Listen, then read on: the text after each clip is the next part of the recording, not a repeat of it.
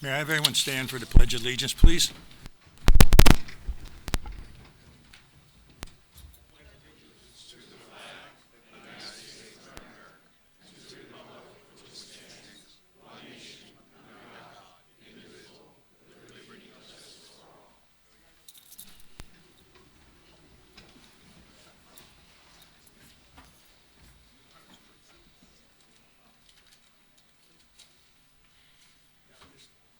Now, at this time, I ask Mr. Brown if he'll do the invocation, please. Dave, just press your thing. 'Cause it's Heads bowed. God, our Heavenly Father, we give you thanks for the beauty of this day, for the gifts of this world, and for the gifts of each other. We especially give you thanks for the gifts of our vocations to work and to serve here at the city of Rahway. As we gather here at this meeting, Lord, we ask you to be with us as we continue to reflect on our work here and to seek advice for the good of all. Open our eyes that we may see what you wish us to see. Open our ears that in our dialogue we may hear what you want us to hear. And open our hearts that we may feel as you feel toward those in great need of our services. Bless all that we do here in this gathering. May it be done in your name. Amen. I'd like to say at this particular time to say a prayer for our council colleague, Al Parker, who's been ill for some time. We'd like to say, Lord, thank you for bringing him back to where he'll be better. But you're the one that knows what we need in the time of healing. And let's have a silent moment of prayer for Councilman Al Parker. Amen. Thank you, Mr. Brown. At this time, Ms. Capone, could you please read the open public meeting statement? Notice of this meeting has been sent to the official newspaper, and adequate and electronic notice has been provided in accordance with the Open Public Meetings Act as required by law. Okay. I needed approval of the September 3rd, 2024 pre-meeting, September 9th regular meeting. Can I have a motion and a second? I make a motion to accept the minutes to the pre-meeting and regular meeting. Second. I make a motion to second. Roll call. Councilmember Brooks? Yes. Brown? Yes. Jablisco? Miles? Yes. Mojica? Yes. Newberry? Yes. Parker's absent. Timmons? Yes. And Parsons absent. Now, ladies and gentlemen, at this time, Sergeant Body will come up and we're going to have an awards ceremony. Sergeant Body.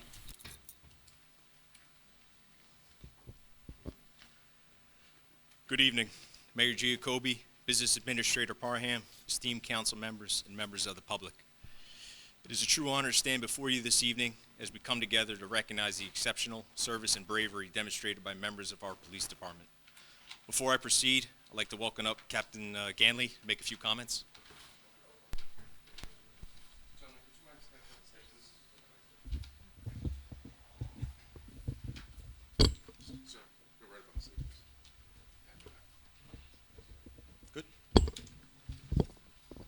All right, good evening, ladies and gentlemen. I'm Captain Ganley. I'm the Chief Law Enforcement Officer for the Rahway Police Department, and it's my pleasure to be a part of these awards tonight. First off, I'd like to thank Mayor Giacobbe and the distinguished members of City Council for allowing us some time to participate and give out these well-deserved awards from our officers. After 25 years, we've done a lot of transformation in this police department. 3 years has been a magnitude of that transformation. Part of that is recognizing the hard work of our officers day in and day out. There are many things behind the scenes that the public doesn't get to see. I get to see, our administrative staff gets to see, and we look at recognizing the hard work of our police officers, and I'm very proud of them each and every day. They work very hard for us, and I am proud to be their Chief Law Enforcement Officer. Some of these acts of bravery are remarkable, and I'm glad to be a part of them and getting the recognition they deserve. You're going to hear some valorous words, esteemed actions taken on behalf of the public that you may not even be aware of. This is what we do every day, in and out, and we're proud to do it for the citizens of Rahway. I'm glad the family is here, fellow officers. Thank you for coming, and we're proud to recognize these hardworking and dedicated officers to the city of Rahway. Without further ado, I'll allow Sergeant Byer to take over, and congratulations, everybody.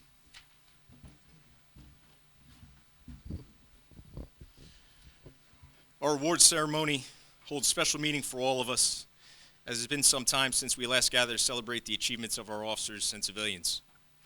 Due to the challenges brought on by COVID-19 pandemic, we had to pause many of our traditional events, including this ceremony. During this time, we also took the opportunity to revamp our policies and procedures, ensuring that our department is more efficient and effective in recognizing excellence. Tonight, we are making up for lost time and proudly honoring those who have gone above and beyond in service to our community. This award cycle in particular is significant, as we have presented a total of 72 awards to members of the police department, recognizing their contributions to public safety. Of these, 17 were life-saving awards, which were given to officers for their heroic actions, reflecting the quick response and selflessness required to preserve lives under the most challenging of circumstances. Before we proceed to the presentation of the Awards of Valor, I'd like to take a moment to highlight the recipients of the Awards of Merit. The Award of Merit is an honor bestowed upon individuals within the police department for their outstanding performance during a critical incident. This award recognizes actions that go above and beyond normal requirements of the job, demonstrating exceptional skill, dedication, and professionalism in challenging or dangerous situations. The two recipients of this award are Officer Phil Withers and Officer Jeremy Vargas, who are being acknowledged for their remarkable actions during critical incidents involving two separate dog attacks. Officer Vargas and Officer Withers' swift and courageous intervention were instrumental in saving individuals' lives, preventing further harm, showcasing their exceptional skill under intense pressure.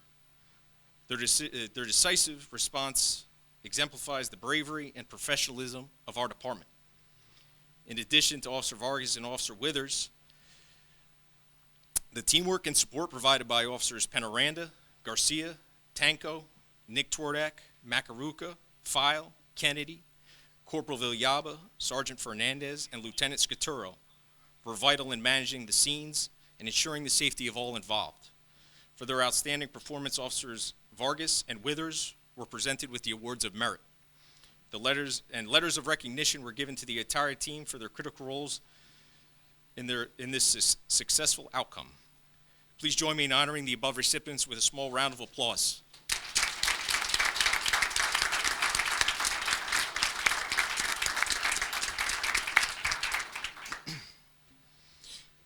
Now we turn our attention to the Awards of Valor, the highest honor our department bestows. This award is reserved for officers who have shown remarkable heroism, demonstrating selflessness, personal courage, and a deep commitment to duty by putting their own lives at risk to protect others. These officers exemplify the very best of what it means to serve in law enforcement, and their actions speak to their extraordinary character and bravery.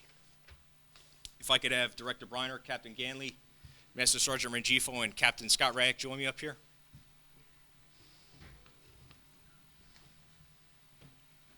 Ben.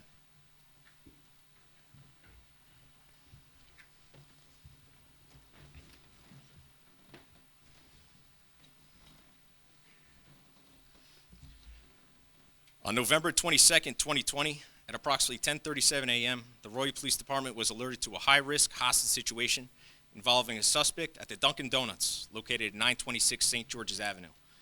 Dispatcher Ben Roger, who was on the 911 call with the suspect, providing critical information to officers on the scene. Captain Scott Ryak was the first one to arrive. He was a sergeant at the time. He visually confirmed the suspect's location through the store's front window. Upon entering the establishment, Captain Ryak observed the suspect forcibly placing a customer into a chokehold while threatening his life by gesturing with his right hand inside a fanny pack, implying he had a firearm. Captain Ryak promptly took charge by evacuating all other patrons and initiating contact with the suspect in an attempt to de-escalate this tense situation. At this critical juncture, Sergeant Rengifo, an officer at the time, arrived to assist Captain Ryak in calming the suspect. Through their combined efforts, the suspect released the victim without further harm.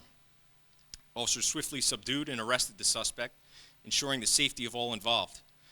Despite the suspect's further non-compliant behavior during transport and processing, the officers maintained professionalism and control throughout the incident, ensuring the suspect received the necessary medical evaluation at Trinitas Hospital.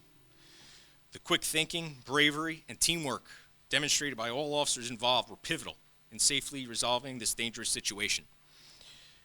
The collaboration of Captain Rayak and Sergeant Rengifo, along with the vital support provided by other officers, showcased the finest qualities of law enforcement under pressure. Please join us in acknowledging these individuals for their leadership and decisive actions during this life-threatening event, and their courage and professionalism in the line of duty as they receive the highest honor available to them by the Rolliard Police Department, the Award of Valor.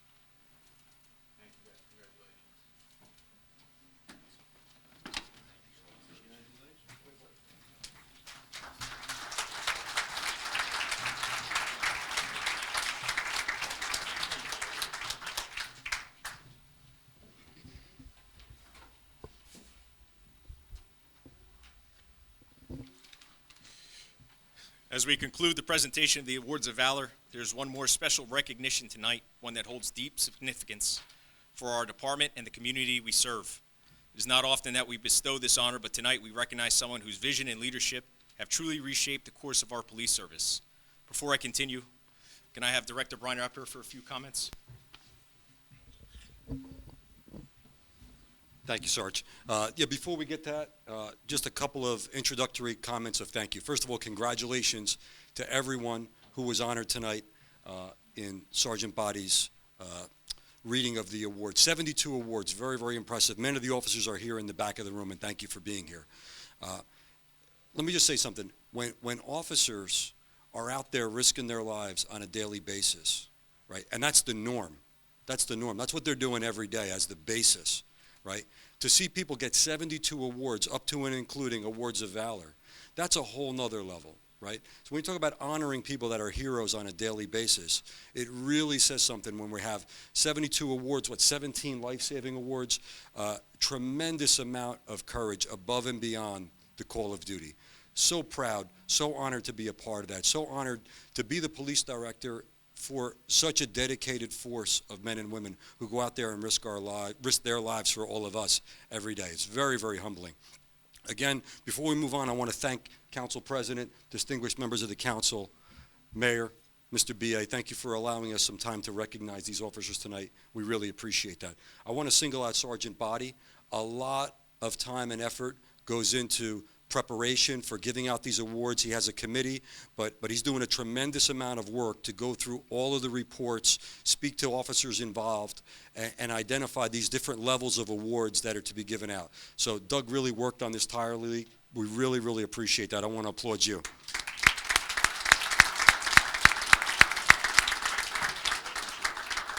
Tremendous, well-deserved, and well-deserved for all members of this agency. Again, so humbled and proud to be a part of this.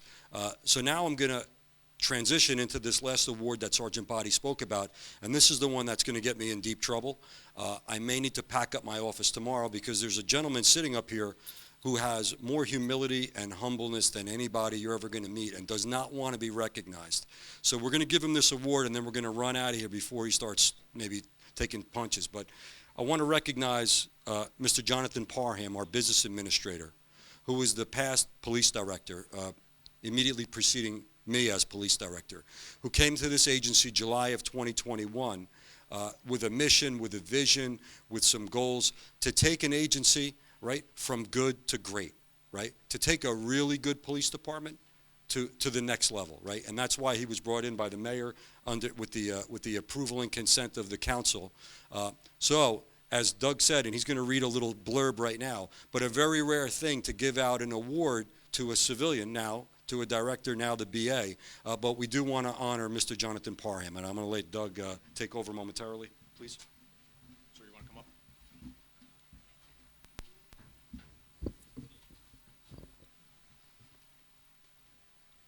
Mr. Parham, can you please join us up here? Thank you, sir. We're in big trouble, Doug. Big trouble. I ask you all to join me in acknowledging our business administrator, Jonathan Parham, our former police director.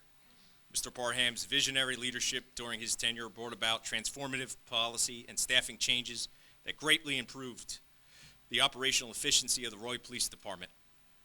His foresight and dedication laid a foundation for a more streamlined, effective, and adaptive police force, one that is well prepared to meet the challenges of modern policing.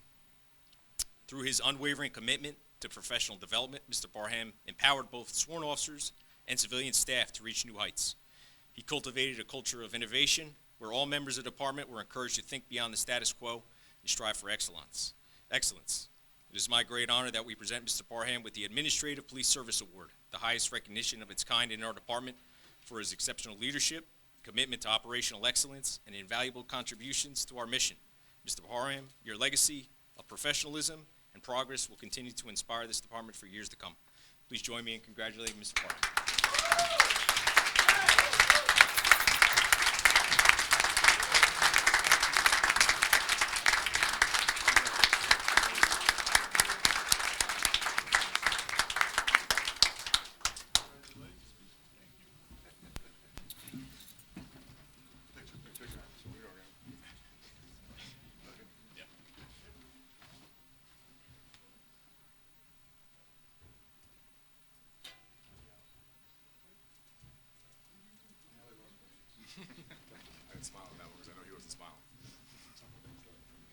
I'm going to take a quick second. I want to thank everyone for the award. Certainly, I don't like these, but I appreciate them very, very much. When I first came to the police department, actually before I came to the police department, I had a talk with the mayor, and we talked about things that you would expect, a person coming into a new position to talk about. We talked about salary, and we talked about benefits, and we talked about all those things, but we also talked about George Floyd. And we talked about police brutality, and we talked about a bunch of other things that the mayor and everyone else, you and I, have seen out in the public. And while that was not present in Rahway, and it still is not present, the context or content of those discussions was really about how do we take this good police department and make them into a great police department. And there were two things that we talked about. One was looking at the work that we had to do, and the other one was more important, that was looking at the people who would do the work. And so that discussion led to meeting and really engaging with the law enforcement officers and the civilians in the Rahway Police Department, and I couldn't be more proud. And one thing that I said to them that I don't think they understood the depth of it was that Rahway is home for me. And as much as I love being BA, I miss being the police director. So, Director Briner, be careful.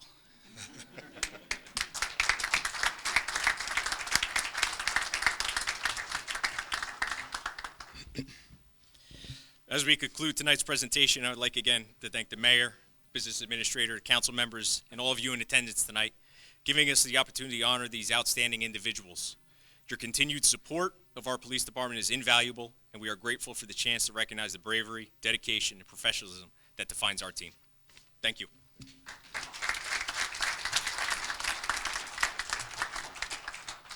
Congratulations, gentlemen. Fine job. Fine job.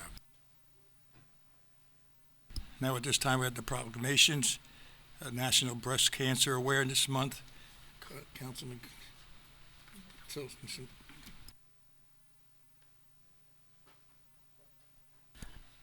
Good evening, everyone. As we recognize this month as Breast Cancer Awareness Month, I wear my pink and my flowers in remembrance of those who have passed on but also those who are continuing to fight. So just as flowers bloom, I ask that we all keep them in mind and pray for them and stand next to them in this fight. With that being said, I would like to ask one of our own survivors, Ms. Veronica Grimsley, to join me on stage today as I read this evening's proclamation. Thank you.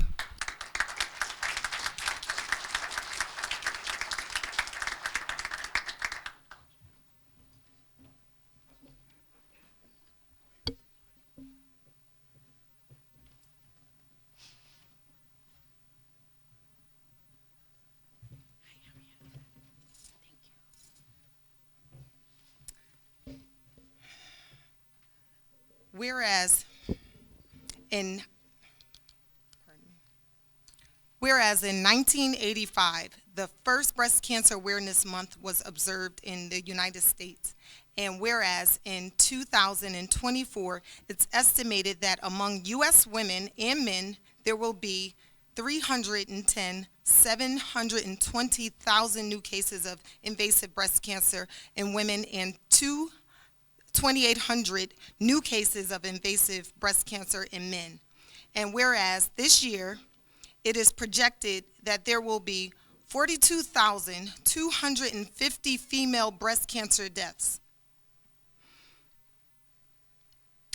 and 530 breast cancer deaths, 530 male breast cancer deaths. Whereas 1 in 8 women in the United States will be diagnosed with breast cancer in her lifetime, and whereas breast cancer is the most commonly diagnosed cancer and the leading cause of cancer death among women. And whereas death rates from breast cancer have been declining, and as this change is believed to be the result of early detection, again, early detection and improved treatment, and whereas mammogram an X-ray of the breast is recognized as the single most effective method of detecting breast cancer changes that may be cancer long before physical symptoms can be seen or felt. And whereas researchers, scientists, numerous nonprofit organizations, and breast cancer survivors are dedicated to discovering the cure for breast cancer, and during the month of October, we acknowledge the extraordinary commitment and effort invested in this cause and support those who are working towards a cure. And whereas the Rahway Department of Health, in partnership with various community organizations, has planned an array of activities, in which we just had one last weekend. So please stay tuned and attend any others that you are available to attend. Let me get back on course. And aimed at increasing awareness, promoting education, and supporting those impacted by breast cancer throughout the month of October. Now, therefore, be it proclaimed that I, and I'm speaking in regards and for the Mayor Giacobbe, and the City Council of Rahway, and citizens of Rahway, proclaim October 2024 as Breast Cancer Awareness Month, urging all citizens to learn the facts about breast cancer, invest in a healthy future by exercising regularly, maintaining a healthy diet with limited alcohol use, and get breast cancer screenings. Again, get breast cancer screenings. Again, get breast cancer screenings. Dated October 15th, today, 2024, Mayor Rhea Giacobbe, as well as City Council. This is a cause that is very, very dear to my heart. I lost a very good friend last year to breast cancer, and she wasn't the only one or only person that I know, but she was a young lady, and it was a surprise to all of us. So please go get yourself screened, both men and women. Forget about the age guidelines. If you think something is wrong, go get an exam.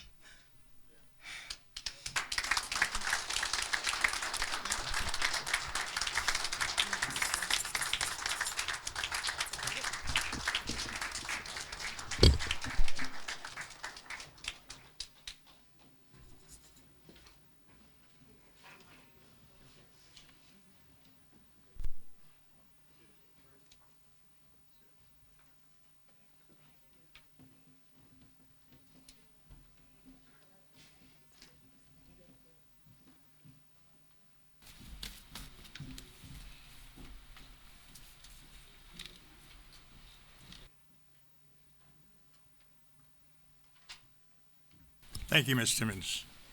Now at this time, Councilman Brooks on the Italian American Heritage Month. Thank you, Council Vice President. Good evening, Rawway. Special shout out to all my Italian friends in the audience today. It is Italian American Heritage Month, and I am honored to read the proclamation. Whereas, in the 5 centuries since Christopher Columbus, son of Genoa, Italy, first set sail across the Atlantic Ocean, countless individuals have followed the course he charted to seek a new life in America. Since that time, generations of Italian Americans have helped shape our society and steer the course of our history. During Italian American Heritage Month and Culture Month, we recognize the rich heritage of Americans of Italian descent and celebrate their immeasurable contributions to our nation. And whereas Italian immigrants sought a better life in communities across this nation, including in the city of Rahway, New Jersey, where a distinct Italian enclave formed in the town, which includes many Italian-owned and operated businesses, and Italian societies assisting the community's members as they navigated through the uncharted territory, a new language, and discrimination. And whereas, bound by the enduring values of faith and family, Italian Americans have flourished in all areas of our public and economic life while preserving their proud Italian traditions. As proud service members, they have also defended the liberty and integrity of the United States since the Revolutionary War. And whereas today, the legacy of these intrepid immigrants is found in the millions of American men, women, and children of Italian descent who strengthen and enrich our country. Italian Americans operate thriving businesses, teach our children, serve at all levels of government, and succeed in a myriad occupations. Drawing on the courage and principles of their forebears, they lead in every facet of American life, dedicating their knowledge and skills to the growth of our country. Now, therefore, be it proclaimed, on behalf of Raymond A. Giacobbe, Mayor of the City of Rahway, and on behalf of the Rahway City Council and the citizens of Rahway, hereby proclaim October 2024 as Italian Heritage and Culture Month, and call upon all Americans to learn more about the wonderful history of our Italian American friends. Thank you.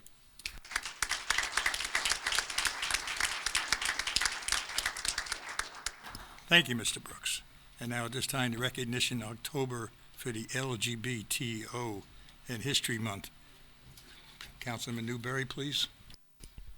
Thank you, Council Vice President. This evening it is my honor to recognize October as LGBTQ+ History Month.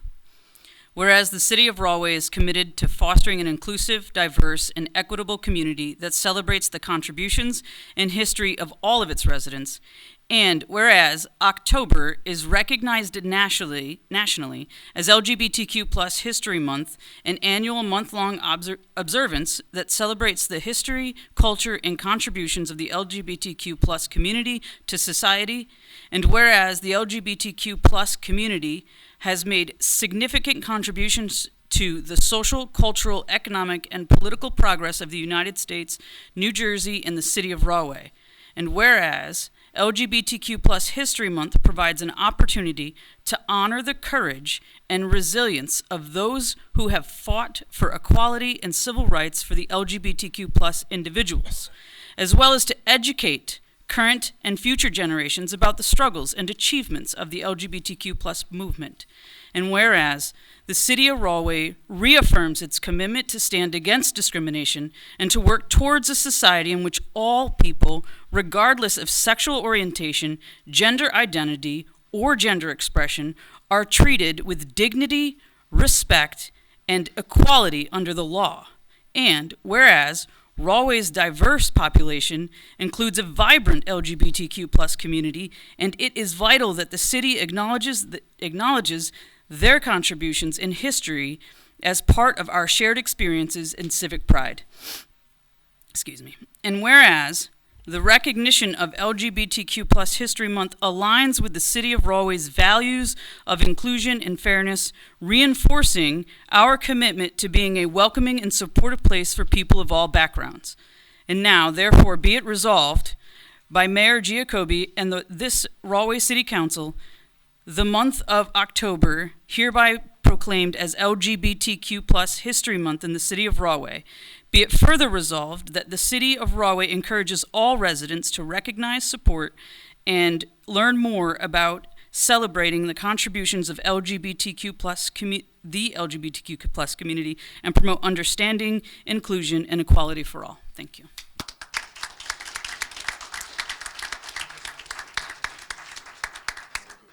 Thank you, Ms. Newberry.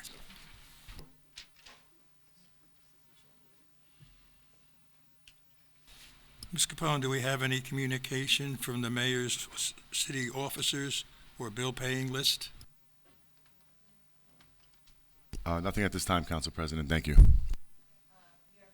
Payment of bills, the police report for September, and the fire report for September. Do we have any reports from the city council committee? You've received the monthly SID report, the Environmental Commission report, and a public safety report. Thank you. All right, so are we down to hearings from citizens on resolutions? I can, Council Vice President, if I may, if I could share the findings of the public safety report with our community. Thank you, Council Vice President. Good evening, Rahway. I want to start by acknowledging our very brave and courageous Rahway police officers and their awards. Thank you for your sacrifice, your effort, and I'm grateful that we have a city and a department that recognizes their contributions, as well as the public. And anytime that they get feedback from the public that's positive, they take great heed to it, and they really appreciate it. So thank you. Now,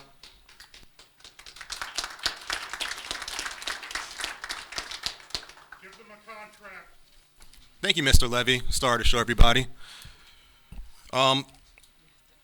I'd like to also thank our police director, Nicholas Brenner, and our chief law enforcement officer, Sean Gainley. We have weekly meetings. They're made themselves incredibly accessible, not just during these weekly meetings, but any time that myself or any council member may have a question. And it's around the clock. It doesn't matter if it's from a Monday to Tuesday, Monday to Friday, whether it's a Sunday evening. I've been in touch with either one of these two, and I thank you for your accessibility. So with that being said, I do want to share some of the recent summons and enforcement updates. So this takes place throughout the month of September. As far as the traffic enforcement, we've had 112 summonses and 19 written warnings were issued by the traffic unit from September 30th to October the 6th. So this is actually very recent. The parking enforcement, a total of 365 parking summonses were issued. Ordinance actions, no ordinance actions were reported as of this time. On October the 5th, there was a countywide gun surrender event. I do want to just make note that this is a bit different than a gun buyback. So these are volunteers. And I must brag a bit when I heard that Rahway, our location, our site, had the most successful gun surrender program of that date. And we collected a total of 10 weapons. That's 10 weapons off the streets. We appreciate and thank you to our county partners for them putting together this event and the Rahway Police Department working in concert with them. As far as the traffic and parking updates, there's a new four-way stop installation, if you may have not noticed, monitored at Jefferson Street and Stone Street. There's been new handicaps parking signs installed at 1708 Irving Street and 1663 Oliver Street. There's a driving visibility issue resolved at 2182 Allen Street by removing obstructed shrubs. There was additional traffic studies, one being on West Emmett Avenue. The traffic study revealed that 70,336 vehicles traveled between October 1st to October 8th with an average speed of 33 miles per hour and a 30% enforcement violation rate. On Old Lake Avenue, there's been 37,212 vehicles traveled from October the 1st to October the 8th with an average speed of 27 miles per hour with a 3% enforceable violation rate. Main Street study, 42,016 vehicles recorded with an average speed of 22 miles per hour, with 0% enforceable violations. There's also been enhanced traffic calming measures. For the next 4 weeks, enhanced traffic calming measures have been implemented in the area of Elm Avenue, Hamilton Street, Central Avenue, and Seminary Avenue. These measures include placement of variable message boards informing drivers to slow down, installation of 3 JARMAR speed data units to monitor speed compliance, decoy police vehicles placed strategically to deter speeding and improve overall road safety in the area, directed speed enforcement conducted by police officers during the work week and overtime to target speeding in these areas, especially along Elm Street as a part of the enhanced traffic calming efforts. We're currently in process of acquiring additional visible radar speed signs for additional calming measures. As far as summonses, there's been a total issued of 11. Total non-speeding summonses would be 9. Roy Police Department is on display and on work at several of our upcoming events. One that just passed was our breast cancer walk. We have a few of those officers in the room right now. Officer Akiru, shout out to you. Great job. Rawway Day, for those of you who are not aware, that takes place on October the 19th. The Roy Police Department will be in attendance. And for the Halloween parade and for election security, you can rest assured that the Roy Police Department will also be around. I want to thank you again for listening. If you have any questions or concerns, you can always reach out to me. Thank you, Council Vice President. Thank you, Mayor. Thank you, BA.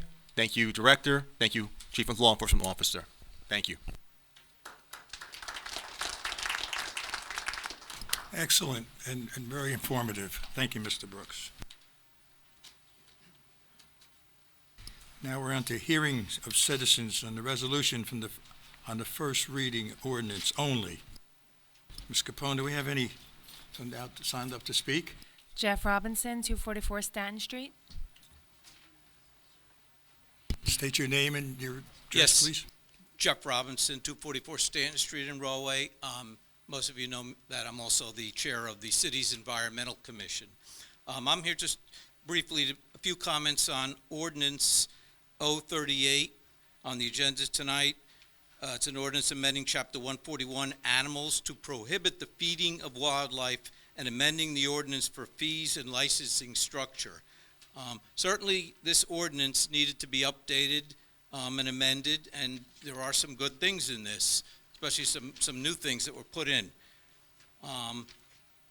And some of the old language remains in this ordinance. For example, it reiterates that dogs, cats are not allowed to be running free at large throughout on city streets or private property, anywhere. And there was even some new language added in. The keeping, maintenance, and/or feeding of wild animals is prohibited. The maintenance and/or feeding of privately owned cats and/or dogs in such a manner as to create unsanitary conditions, attract vermin, or be potentially detrimental to health or create a public nuisance is hereby prohibited. So these are good things. We need to control wild cats, dogs, and other animals from running through our streets and keeping people from feeding them and taking care of them. But then a new chapter was added to this ordinance which totally contradicts that. It's called community cats.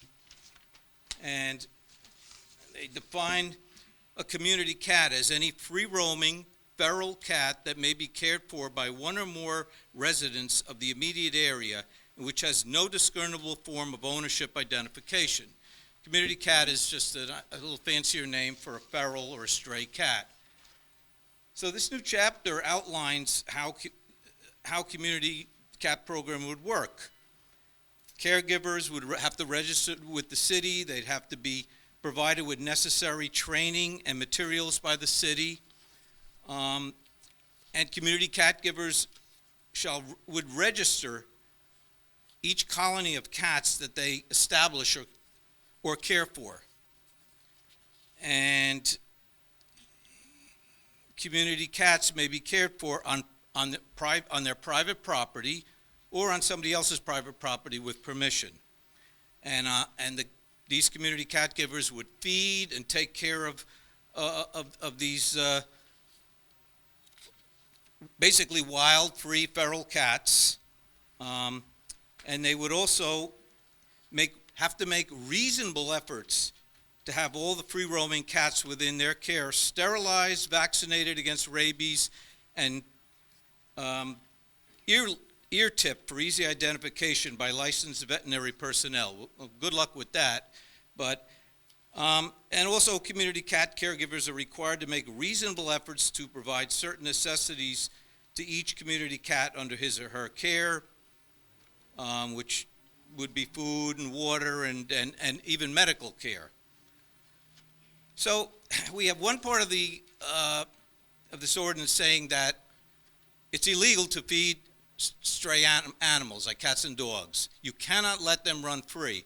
But yet we're setting up a program that essentially will allow these community cat caregivers to care for cats on their property, which, since they are community cats and defined as free roaming, once they have their little dinner at this community cat giver's house, they're going to just roam throughout the neighborhood, presumably, and roam on other people's property and cause other types of problems. So, you know, if you pass this resolution, there's going to be a few consequences, I think. One is, I think you're putting a lot of responsibility on your health department. You really expect them to monitor all these community cat caregivers and to... 1 minute warning. Thank you. Which is going to be a tough job. Second of all, you're going to have neighbors complaining. Cats are going to be roaming through their backyards, in their gardens and all. And if they make a complaint to the city, the health department is going to tell them, well, sorry, these are community cats, and the lady down the street, she takes care of them, so there's nothing we could do about this. Because essentially that's what I read into this. The third thing, from the environmental and health aspect, these cats, even if they're vaccinated, they still can carry parasites and disease. Also, we know that cats kill thousands, millions of birds and other small mammals. So maybe somebody can explain the contradiction here, but you know, it's rather odd. I mean, there are some good things in here. One of the things that I thought was good is that... 5 minutes. 5 minutes? Okay. Thank you very much. Sorry. Thank you, sir. Anyone else, Ms. Capone? That's all that signed up. Is there anyone else who would like to speak? No question. Good evening. Alan Levy, resident of Rawway at 254 Oak Street. Did I just hear that if I feed a stray cat on my front lawn, I'm a criminal by this new ordinance? No? It wouldn't be, I wouldn't get fined $500 for being in violation of this ordinance? You're going to make criminals out of members of the... By the way, Sir, I'm speaking. This is the time for the public to speak. Thank you. I'll finish, but this is my time. Thank you. And I'm just choosing to reclaim my time, Mr. Renone. Thank you. Could at least thank me for the billing I've given you, but in any event, that's insane. I mean, at least give the cops a contract if they're going to have to now start enforcing criminal statutes against residents for, feeding a stray cat. I mean, look, the point being is this issue with the cats has been an ongoing issue for months with this board and with the council and people who are really concerned about pets and really concerned about dogs and cats. People love them. So all I'm saying is, if you're sending out the message that you are criminalizing the feeding of stray cats and dogs, you know, I've often said, the town council in the movie Footloose was not the type of people you want to emulate. So I would just say keep that in mind. Thank you.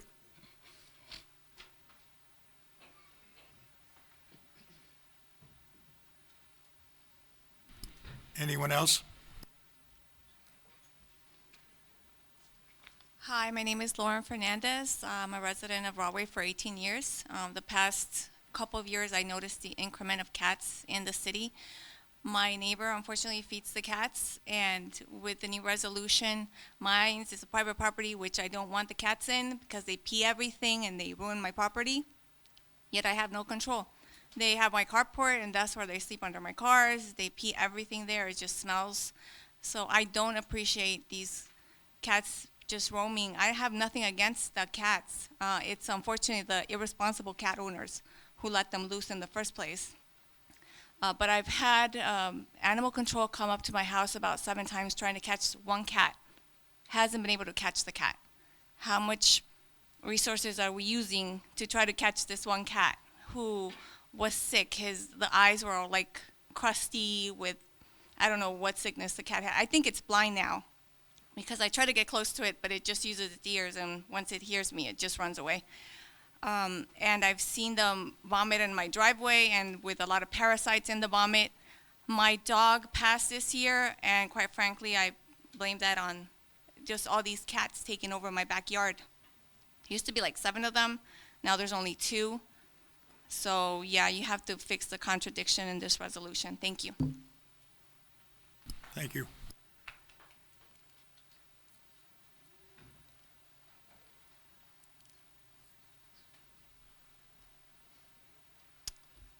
Andrew Garcia Phillips, 1470 Campbell Street. There's a resolution on the agenda tonight about appointing a new trustee to the library board. I just wanted to follow up on that. A month ago, the mayor said that he took responsibility for the problems that had arisen at the library and to judge him by his actions going forward.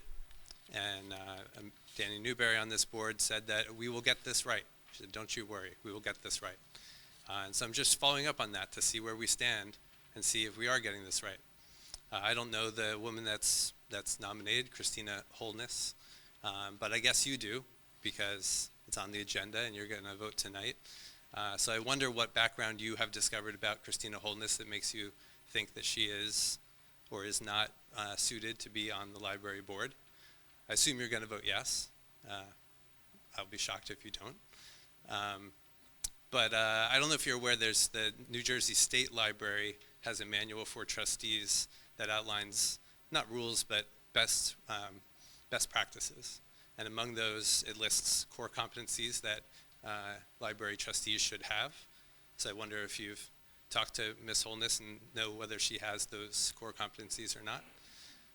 It also recommends that it would be a good practice for the existing board members to recommend people that they think would be good new board members. I wonder if you did that. And if you didn't, then I think maybe your actions are not.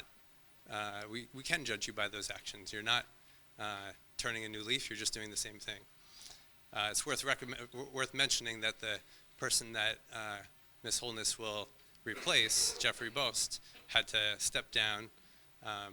He is, in addition to being the mayor's cousin, step-cousin, nephew, I don't know, is also an employee of the city in a couple respects.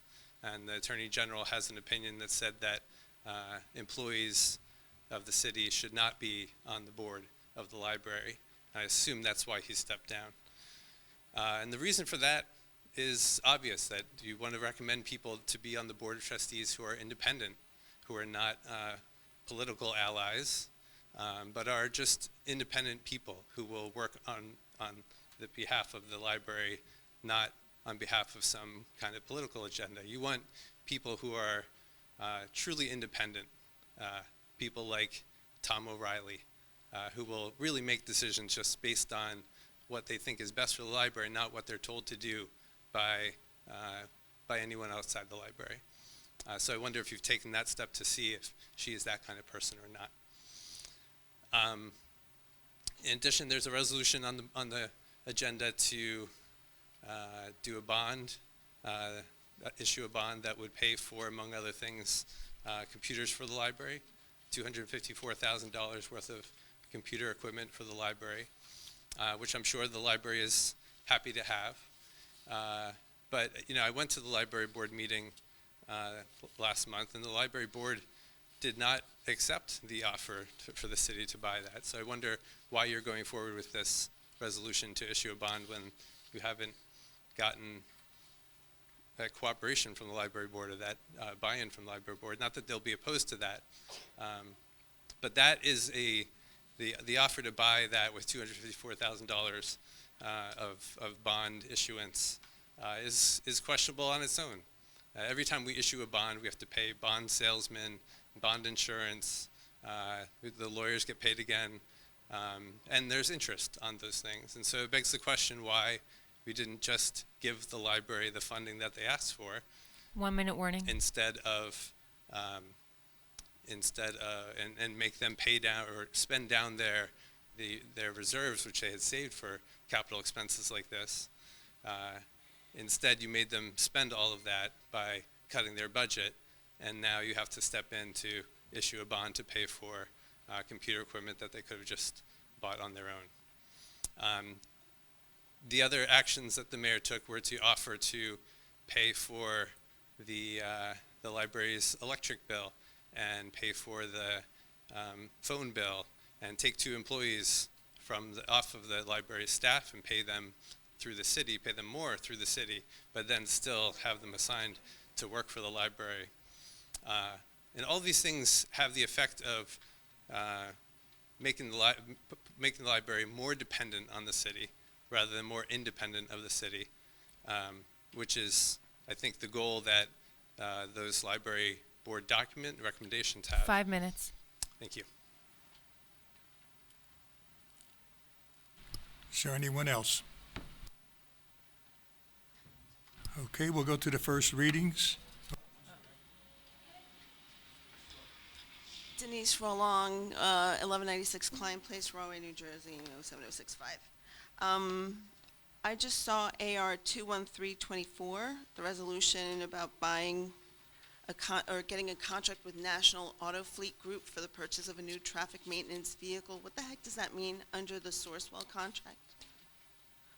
And can we get rid of the 2 motorcycles that I've never seen unless there's a funeral and get this? Like, can we do like a trade or something to try to save some money?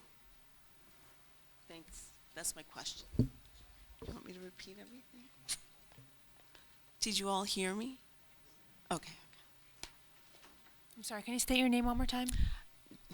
DENISE ROLONG, Okay. 1196 Klein Place, Rahway, New Jersey. Does anybody know what this Sourcewell contract is? Can anybody answer that? Like, what the heck is that? Is it a car? Is it a... And this is why I'll be speaking later.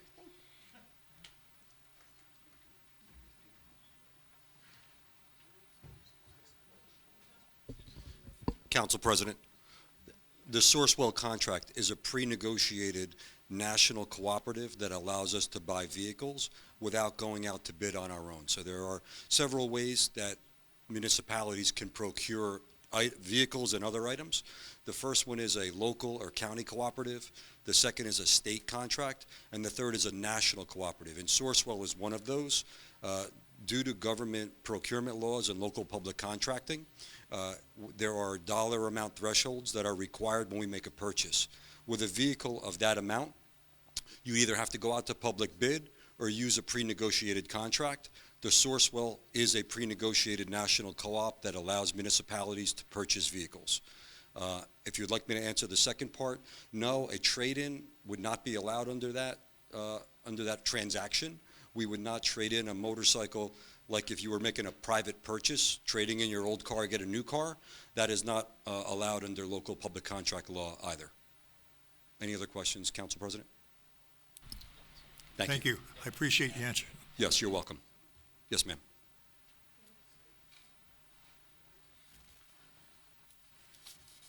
Anyone else?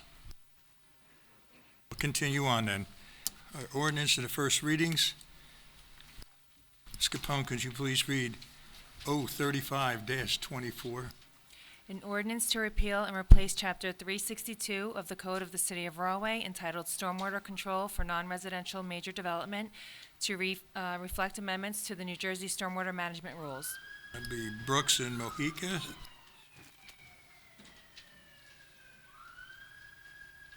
Any questions?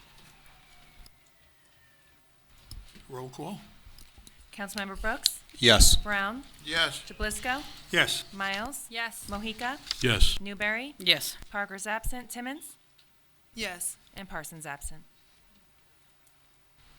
Ms. Capone, could you please read O36-24? An ordinance adopting a new official zoning map of the City of Rahway, Union County, New Jersey. That'd be Newberry and Timmons. Any questions? Council? Roll call? Councilmember Brooks? Yes. Brown? Yes. Jablisco? Yes. Miles? Yes. Mohica? Yes. Newberry? Yes. Parker's absent. Timmons? Yes. And Parsons absent. O37-24.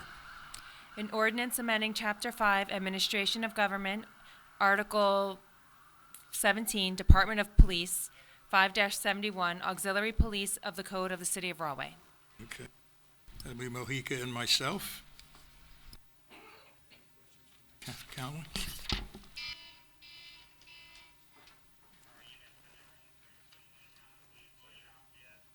Roll call. Roll call? Councilmember Brooks? Yes. Brown? Yes. Jablisco?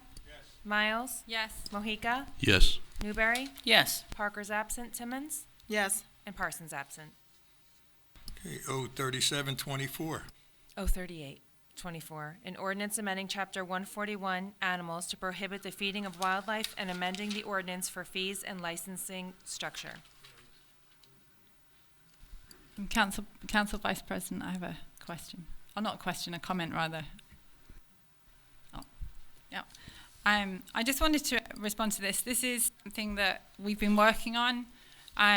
A number of us on council and the city and also outside agencies as well. And I did want to make a comment and address some of the, comments that were made during the question portion of the meeting.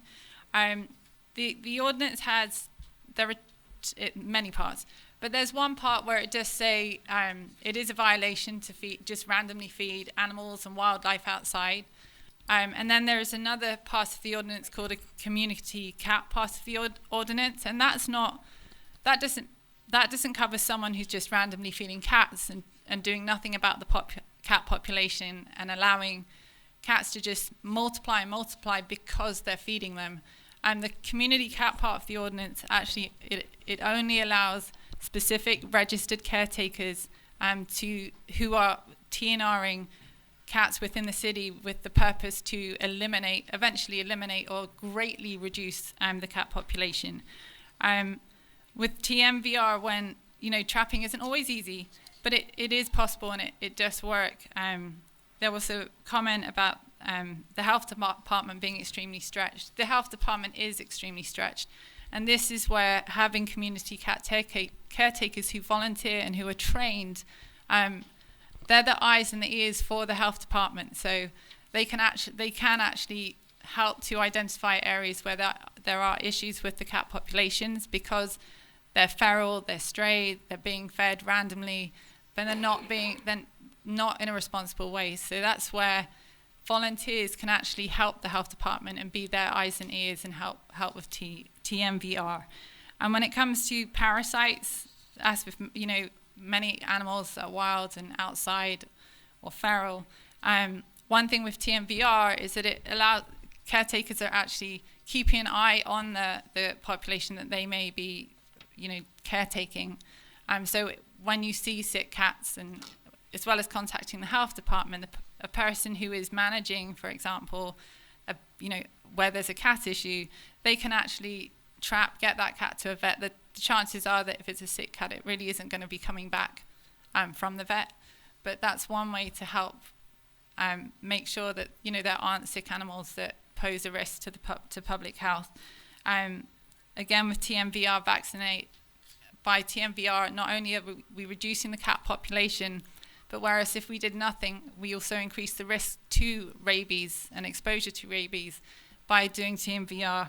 It is an action that can help minimize the public health risk to rabies. So that's really important, especially since we did have a case in the community. Cats do kill birds, sometimes they kill snakes. The goal of the community cat part of the ordinance is to reduce the cat population. It's not to go out and get some, but it's actually to find the issue areas in town and really do something in the most humane way possible where cats can still stay in their homes, but they're going to gradually just reduce healthily. So that's really the goal of the TMVR part of the ordinance, the community cat part. I would like to thank our health department on working with this, Mr. Rayone as well, the council, the mayor, the Associated Humane Society, and volunteers as well who already TNR within the community, who've been a great help on getting this onto our agenda and a part of our city. So just thank you very much. Thank you very much. Thank you. I know you worked very hard on this, and we thank you very much for everything you did. I know you worked very, very hard. Thank you again. Okay, so that's 03824. We have to do the roll call.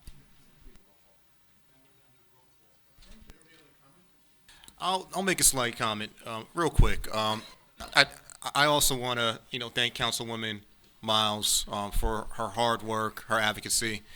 Thank the health department, and thank my council colleagues and administration for putting something that I think will just improve the matter. There may be some concerns, with some of the language. That's the case with anything that most of us will vote on. But I think that we're heading in the right direction. So thank you for all your hard work. This was something that took, as the public knows, several months to get to this point, which means that it was debated. A lot of the debates and the talks behind the scene got very fiery. I know we appear to be very friendly, in front of people's face, but that's because we're professionals and we're cordial with each other. But it got worked out, and I feel confident that we're moving in the right direction. So once again, thank you, Councilwoman Miles, and to the public for your thoughts and concerns and your advice on this matter. Thank you. Thank you, Mr. Brooks. You have something to say, Mr. Brown? I'd like, Dave, just put your microphone on. can you hear me now? On 03824, I'd like to say again. Got it? Closer? Okay. I'd like to say thank you to our council at large for taking the time to do the efforts of working out this ordinance. When it comes to cats, I'm very close to them because I had cats in my home. But we had a situation with cats years ago, and the city council and the administration was able to work it out. And I see that this ordinance now, where the councilwoman Miles has put efforts to work it out, and that's going to be one of the reasons why I'm going to support this ordinance. Thank you. Thank you, Mr. Brown. Anyone else? Okay. We can go to a vote now. Roll call. Councilmember Brooks? Yes. Brown? Yes. Jablisco? Definitely yes. Miles? Yes. Mohica? Yes. Newberry? Yes. Parker's absent. Timmons? Yes. And Parsons absent. Okay, 03924. A bond ordinance providing for various 2024 capital improvements by and in the city of Rahway in the county of Union, state of New Jersey, appropriating $1,475,000, therefore, and authorizing the issuance of $1,404,760 bonds or notes of the city to finance part of the cost thereof. Be Brown and Brooks. Council comment? Seeing none? Roll call. Councilmember Brooks? Yes. Brown. Jablisco. Yes. Miles. Yes. Mohica. Yes. Newberry. Yes. Parker is absent. Timmons. Yes. Parsons absent. Ordinances O-35-24 through O-39-24 are deemed adopted on first reading and will come up for public hearing and final adoption on November 12, 2024 at 7 p.m. Okay, now we go to resolution. Moving to resolutions, can you please read the title for the resolution AR 205-24, please? A resolution of support and agreement to create a partnership which will include the Rahway River Watershed Association as a community-based nonprofit organization, the City of Rahway, the Rahway Housing Authority, the Rahway School District, and the Union County Utilities Authority to submit a community change grant application to the Environmental Protection Agency. Maybe Miles and Mohica. Any council comment? If not so, we go to a roll call. No roll call, we could just go to the next one. Council President, because this is a combined meeting, we're going to go just assign the movers and second, and then at the end, we'll vote on the consent agenda as well. AR 206-24.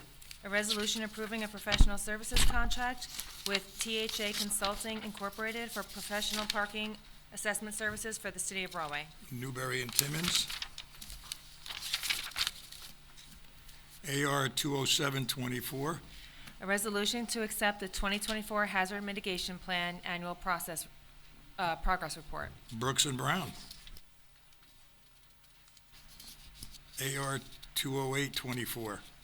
A resolution authorizing the execution of a contract between the City of Rahway and French Perello Associates for professional engineering services associated with flood control and levee improvements, sewage gates, and tide gates. Miles and Newberry. AR 209-24. A resolution awarding the acceptance of a bid for the project entitled Madden Field Basketball Courts Improvements for the City of Rahway to Shore Top Construction.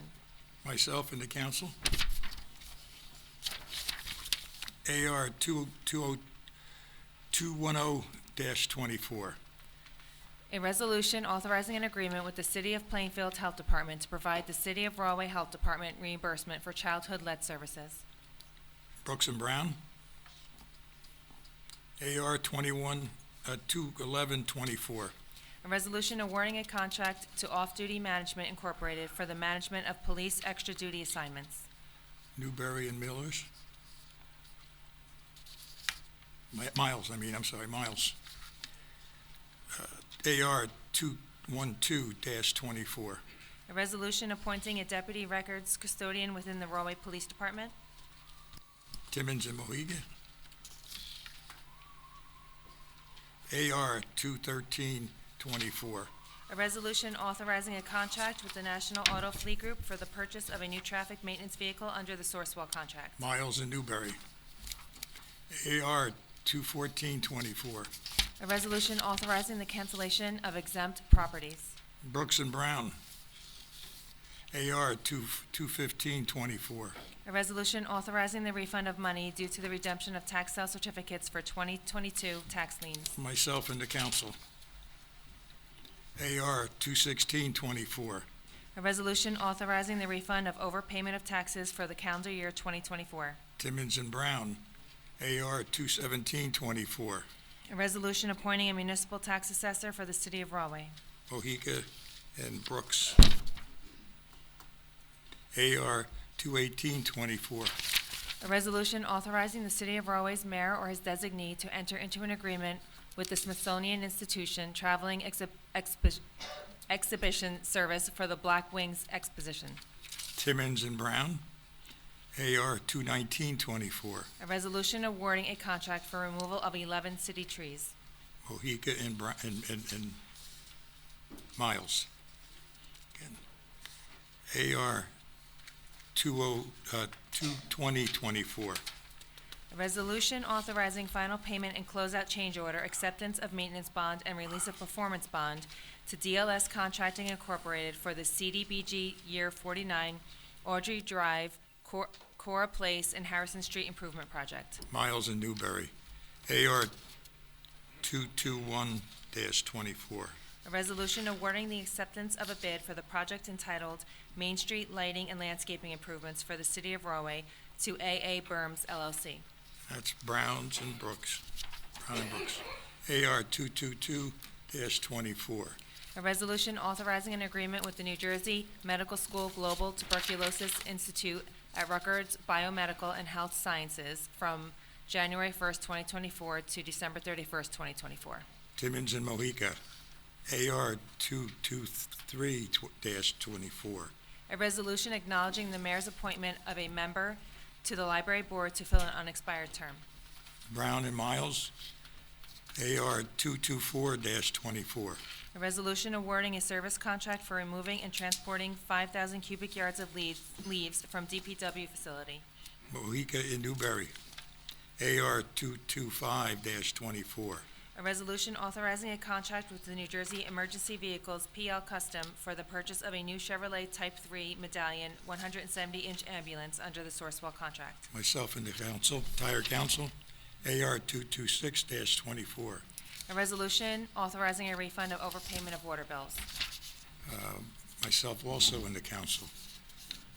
AR 227-24. A resolution amending the calendar year 2024 capital budget. Miles in Newberry.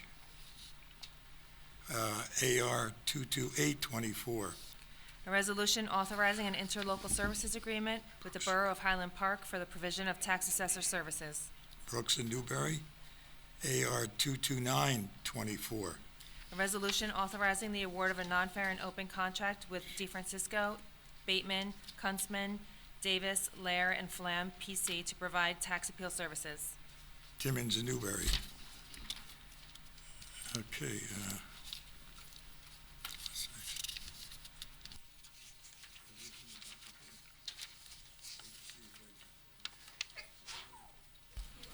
Okay. Now I need a motion to adopt the Make a- resolution. Consent. I make a motion to adopt the consent agenda. In a I second. Thank you, folks. Roll call. Councilmember Brooks? Yes. Brown? Yes. Jablisco? Yes. Miles? Yes. Mohica? Yes. Newberry? Yes. Parker's absent. Timmons? Yes. Parsons absent.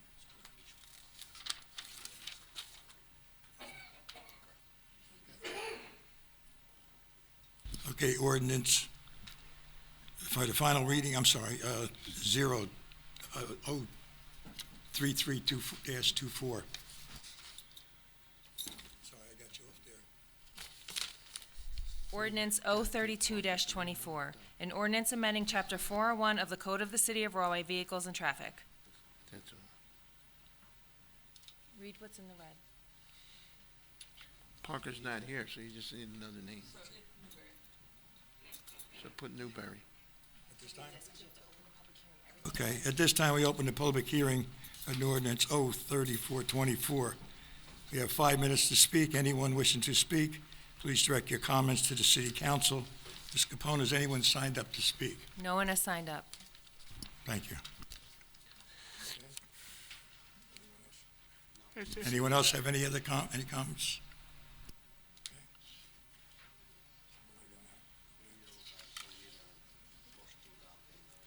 I need a motion to adopt and roll call, please.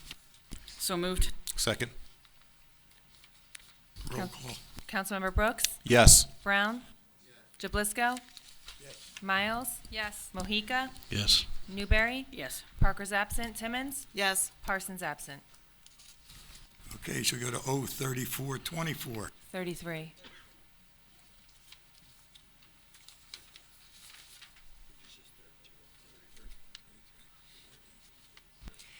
O33-24, a bond ordinance providing for acquisition of vehicles and emergency response equipment for the Rahway Fire Department, buying in the city of Rahway in the county of Union, state of New Jersey, appropriating $600,000, therefore, and authorizing the issuance of $571,428 bonds or notes of the city to finance part of the cost thereof. Okay, at this time again, we'll have the public hearing. Anyone have anything to say? I have a gentleman coming up. State your name and your address, please. Patrick Cassio, 1971 Barnett Street. This is definitely something you probably need.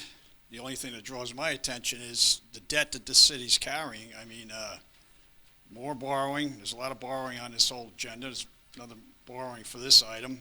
No grant money for this emergency vehicle. We couldn't get any grant money. I mean, the state probably has stuff. I mean, we're borrowing a lot of money.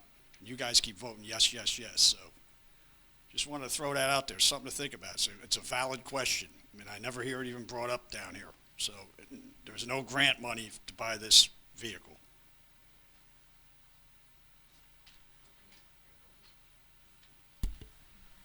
Vice President, may I ask our CFO to comment on the value of bonds, please?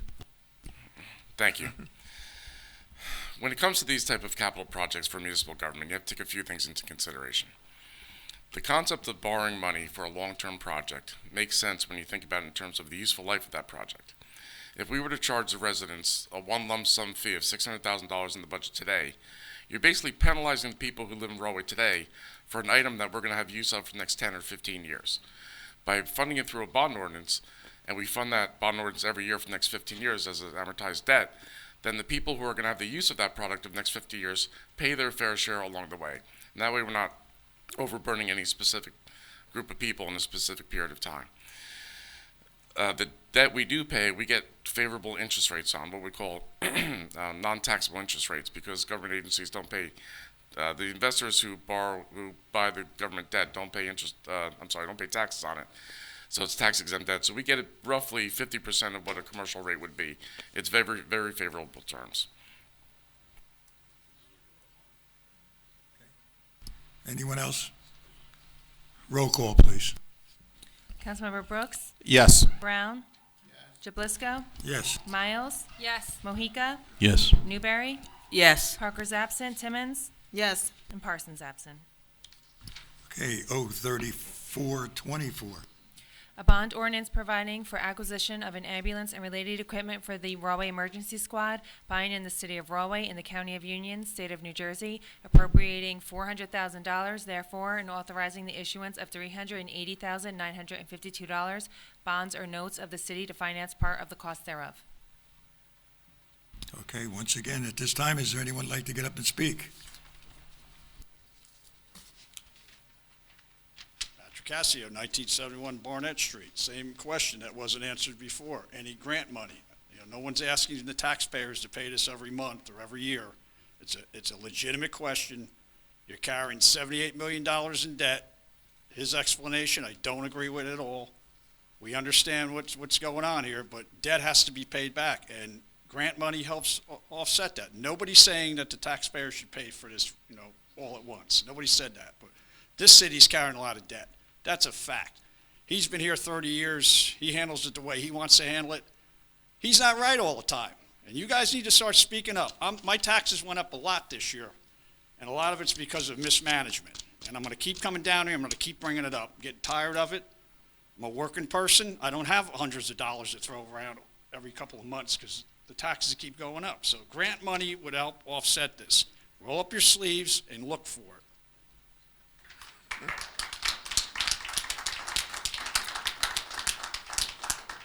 Thank you, yes. I'm sorry I didn't bring this up the first time we spoke tonight, but the city does contract with the grant writers, and they were unable to find any grants related to this purchase at this time. Second, the city has a very favorable bond rating with Standard & Poor's of a AA with a stable outlook. Very impressive for a town of this size, and we have a SP1 rating on our notes, our short-term debt, the highest rating that you can have. All of our debt amortization schedules are very aggressive in terms of the pay down period between 17 and 18 years. We don't have any long-term debt out there. And I just want to remind all the taxpayers, especially the resident that just spoke, that only 38% of your tax dollar is used for municipal purposes. The rest is utilized by the school and the county. Thank you. Thank you. Anyone else?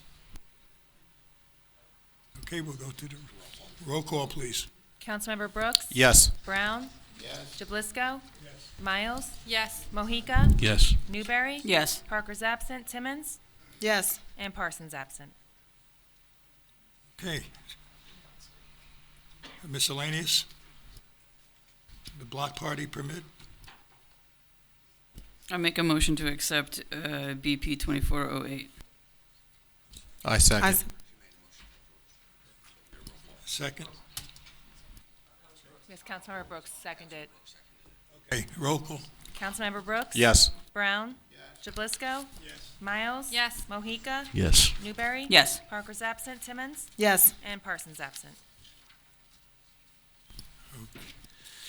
Okay, it's hearings. Time for hearings.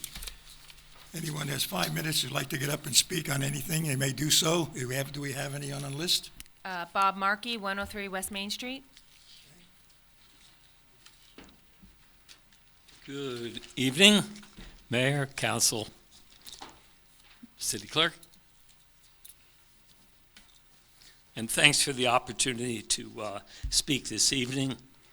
As many of you know, my caring for Rawley is longstanding and deep, and the roots of the family go way back 100 years or more.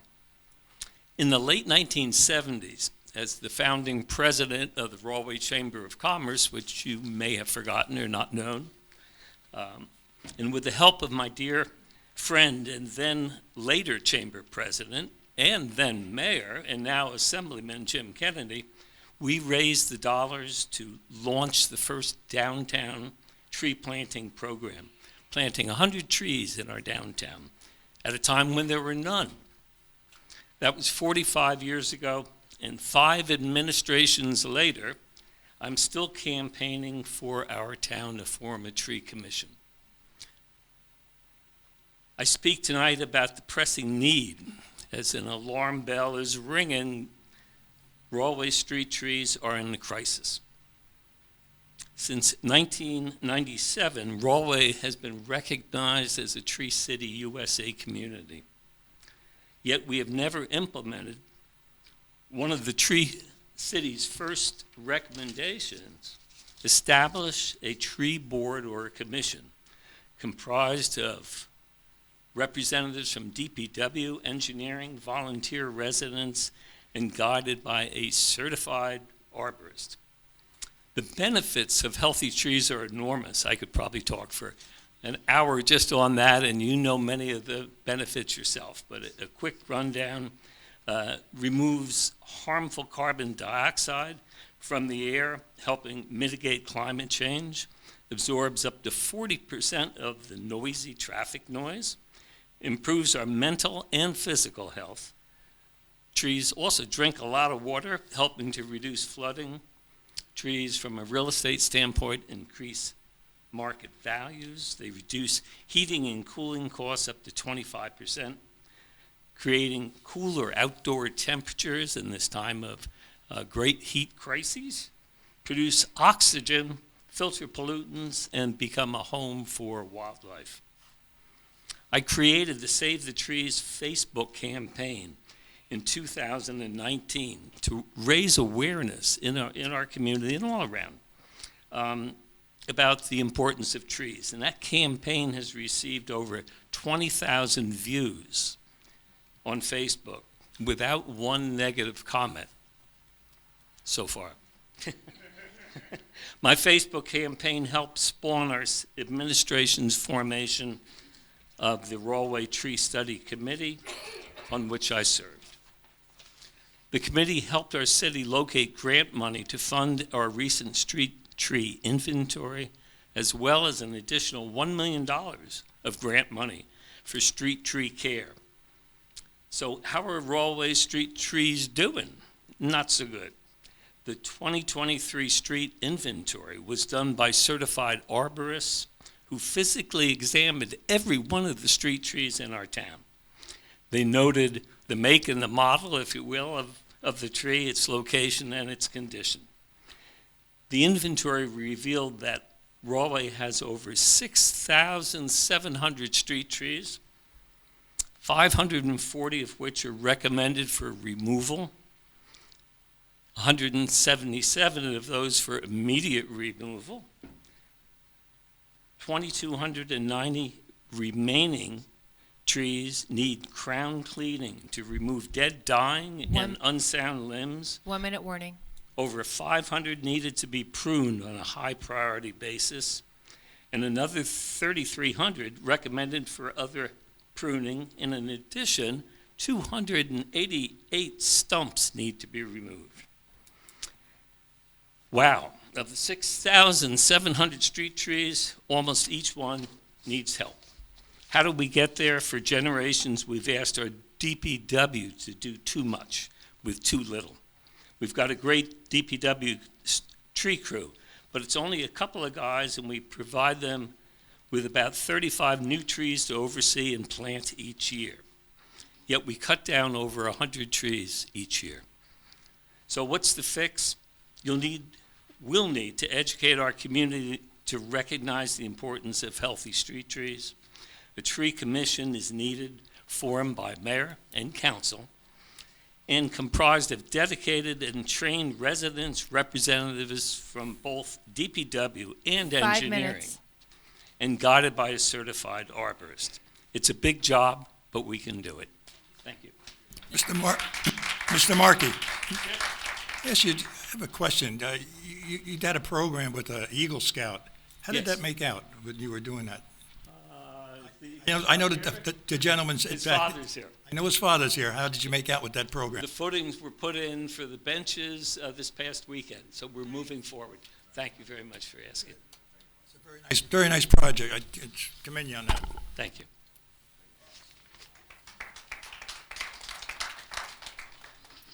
Next is Andrew Voris, 255 West Stern Street. Thank you.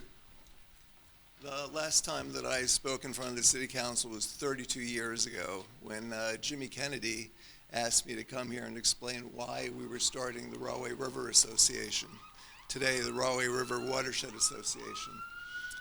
I had just come back from working about 10 years in tropical rainforest conservation in West Africa. I came back to Rahway and I was shocked at Beechwood Road, which is the road between Milton Lake and the 3 cemeteries in Milton Lake Park.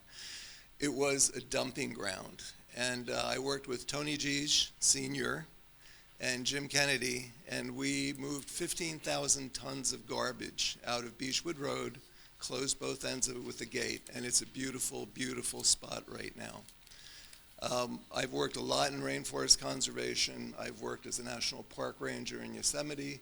I've worked teaching at Columbia University, Rutgers University. I've had scientific appointments at both for over a dozen years. Shade Tree Commission is absolutely important for a town like Rahway.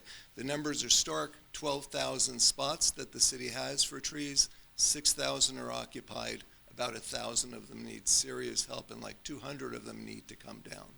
So anything I can do to help Bob Markey, the Mr. Rogers of Rahway, I'm here, and I just think it would be a great idea. Anything we can do to help you put it together, we'll do it. Thank you. Thank you very much. Very nice. Next. Next is Lauren Hernandez, 98 Colonia Boulevard.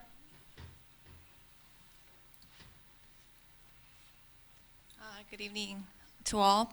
Yes, I'm here also supporting the Rahway Tree Commission. I've actually been asking for this for a few years and supporting Bob when I first saw his Facebook page about the Rahway trees. And that really concerned me because I've moved to Rahway almost 18 years ago. And the street in front of me, Tehama Street, used to have 24 oak trees, and now it's down to 7 trees.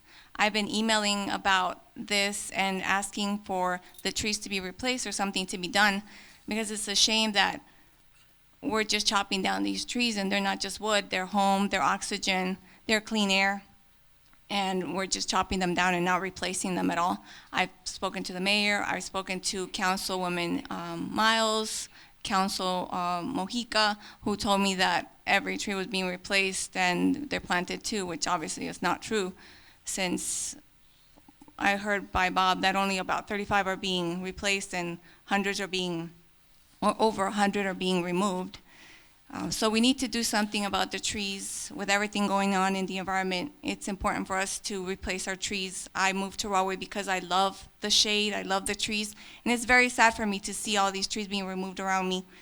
I've asked for a couple of trees to be put in my front yard, and I've done this twice already. I've sent emails for a couple of years, and it hasn't been done.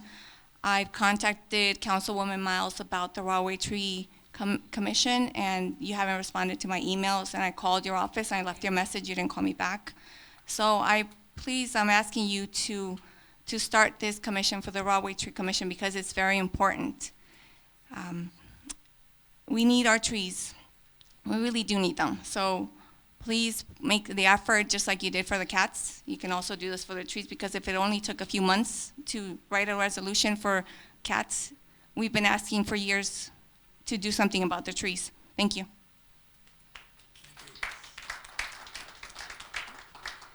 Next, Denise Brolong, Klein Place.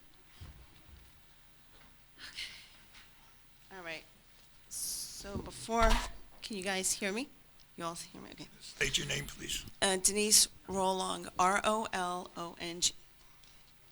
So before I speak about what I wanted to say, I do want to address something that's disturbing and disgusting. As we know, there is someone who has been constantly lying about Vice President Harris and in the national stage. Now, for the first time ever, I'm hearing that type of lying about people I know for years that sit on this dais, and I don't like it or appreciate it. We're not stupid people, and we're not going to fall for that garbage, especially when people are receiving death threats, which I find absolutely unacceptable. If a person is going to lie to get into office, what would stop them from lying while in office? Okay, next, I understand the frustration that some citizens feel when they don't know what is happening in town and they don't see anyone questioning any decisions being made. However, I ask people to represent their party better that has been under MAGA. Anyway, next, I'm a bit Native American, as most Latin American people are, and I hope that someday we can also have a proclamation for Native Americans, since this land was stolen. Anyway, as a first person. And the other thing I wanted to add was I had uterine ovarian cancer in 2017. I had full hysterectomy. Anyway, I hope that someday you guys can also acknowledge that that is something else that needs to be spoken about, and a lot of women need to know that if you don't take care of stuff like that, it can kill you. It is cancer, after all. So the reason why I'm here to begin with, and I'll try to be fast. How many minutes do I have? 4? 3? You have 3 minutes left. Okay. Unlike many of you, I chose to live here over 21 years ago because of the tree-lined streets and suburban feel of this town. I also agree that we need a tree shade commission. The town I knew has changed and my taxes have doubled. However, the one constant has been always having a male mayor. So I have a question for everyone. Will I ever see a woman, person of color specifically, or other, be mayor of Rahway? I'd really like to see that someday while I'm alive. And the only way I see this ever happening is by having term limits to be set. You okay? Okay. The only way I see this ever happening is by setting term limits. I therefore propose a 2 consecutive term limit for this position as mayor to give an opportunity for girls and ladies to finally see a woman as Rahway City Mayor. You may think that this was always this way, but I have so many notes. After the previous disgraced mayor resigned, coincidentally on the same day that an investigation was started for sexual assault and harassment, Mayor Giacobbe filled the unexpired term in accordance with New Jersey election laws. Since then, our mayor has continued the position and has kept it as a full-time position, which, without term limits, a person is able to stay mayor until they decide to leave. 2 previous mayors, Martin and Kennedy, each had about 20 years. 1 minute warning. As mayor, thank you. And this doesn't give other people, because he may be popular and everything and everybody likes him, but I really would like to see some women as mayor someday. Thank you very much, and thank you. Next is Jeff Robinson, 244 Stanton Street. Yes, back again. Jeff Robinson, 244 Stanton Street. Again, as you know, I'm the chair of the City of Rahway's Environmental Commission. I just want to speak briefly regarding Rahway's drinking water. During the ongoing campaign for council seats the past few months in Rahway, there's been some misleading information put out about Rahway's drinking water. In particular, that it's contaminated with PFAS chemicals. It may not be safe to drink. PFAS chemicals are called forever chemicals because they don't break down. They're found throughout the whole country in many, many water systems, and they can cause very, very serious health issues in people. But I can tell you that, contrary to the misinformation, Rahway's drinking water meets all of the state and federal safety standards for these and other chemicals and contaminants. And how do I know this? Because, I happen to read or have read the water quality report of Veolia. Veolia is the company that manages our water facility. They put out a water quality report every year, as they're required to do, as every water facility in the United States is required to do. And we on the Environmental Commission look it over every year. And I can tell you that according to the report, the Rahway's drinking water is well below the federal and state maximum contaminant levels for all of the PFAS chemicals it is required to test for. Therefore, there are no violations. Veolia also tests for different PFAS chemicals that they don't have to. And again, they found that it's very, very minimal amounts of PFAS, and it poses no threat to our drinking water. Our water is safe to drink, despite the misleading information being put out there. And any citizen, if they want to know what the facts are, all they have to do is download from Veolia's website the water drinking report. It's also known as the Consumer Confidence Report. A few years ago, Veolia used to mail out a copy to every household in the city.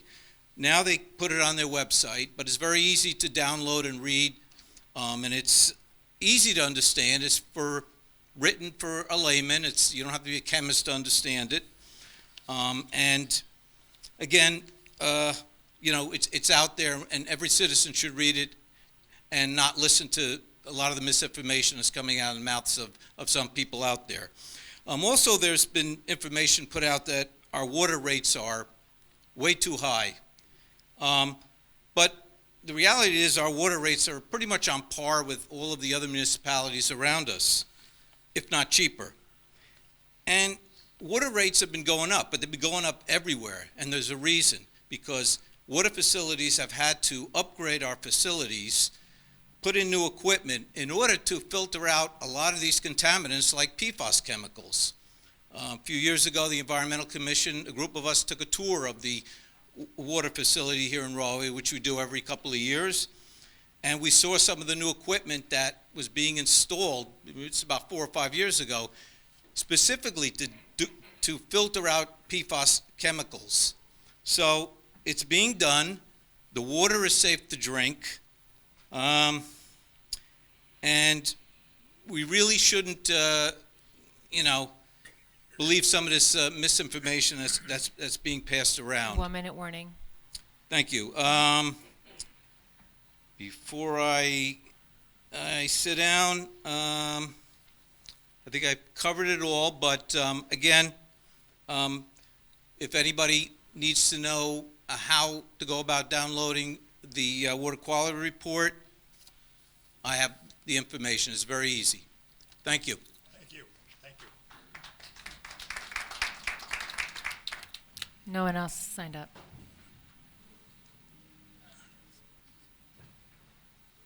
Patrick Cassio, 1971 Barnett Street. I don't know where to begin after those comments. I'm going to tell you right now, one person, one bathroom, sewer bill, water bill. I'm paying almost $1,200, and someone's going to come up here and tell us that that's good? I mean, we've been hearing this nonsense for 20-something years since the Democrats put us in this lousy deal.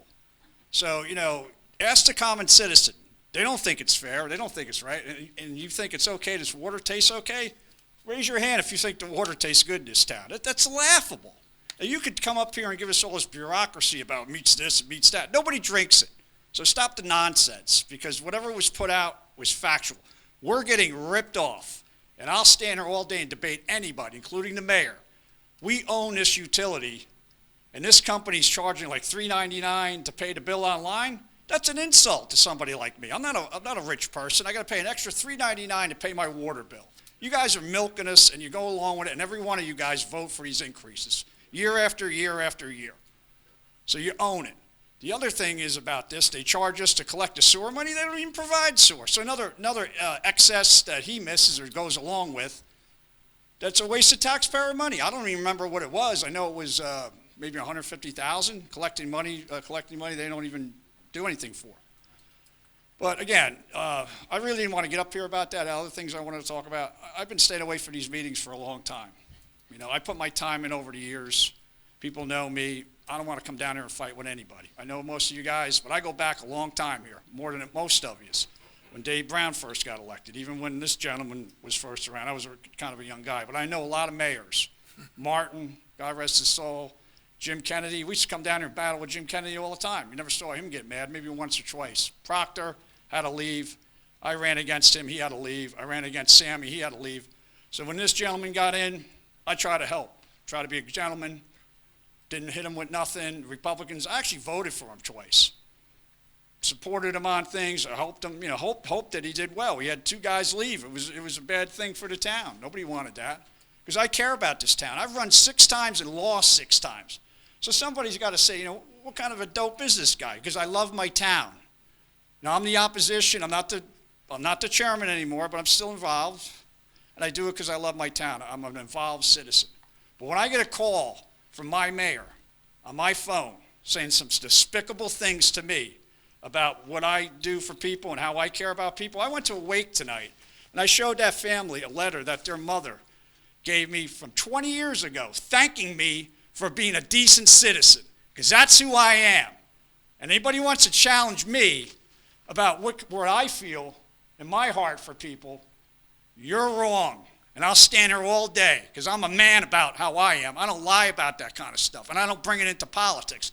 So if you can't take a flyer, that the first flyer we ever put out against you, then maybe you ought to think about your job, because I'll tell you what, that was wrong, and I should play that. And the next thing I'm going to say is this council needs to wake up, because you think after this election we're done, because I'm back involved now. I'm going to keep coming down here and hold you accountable for what's going on down here. You're wasting taxpayer money. There's a lot of things we're doing that is not right in this city, and we're going to be looking at everything.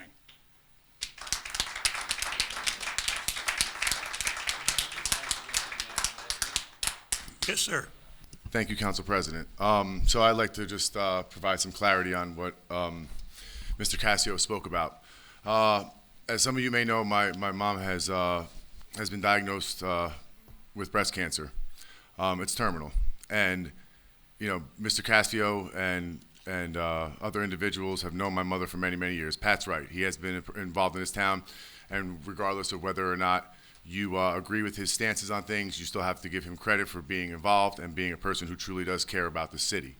That phone call was because my mother is friends with you, Pat, on Facebook, and just a few weeks before that, you went up to her and said you're praying for her and handed her a prayer book and told her that you love her and you're thinking about her, and it upset her to see those things on Facebook about her son.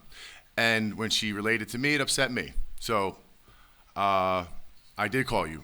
You can play. I really don't care, because at the end of the day, I will defend my mother every time. And this seat, as much as I love being mayor, there's nothing more important to me than my family. So there's the little context behind what Mr. Cassio was just speaking about. And I have to say that it doesn't belong on Facebook, exactly. And that's it, Council President. Thank you very much. Go ahead. Just for general information for the public, If they contacted the water department, there are multiple ways to submit your water bills for free, including the drop box we have at the base of the ramp behind City Hall. The credit card fees that are charged do not go to the City of Rahway. They do not go to Veolia Water. They're simply fees that any credit card transaction charges that the credit card organizations keep. We benefit from them, do not benefit from them.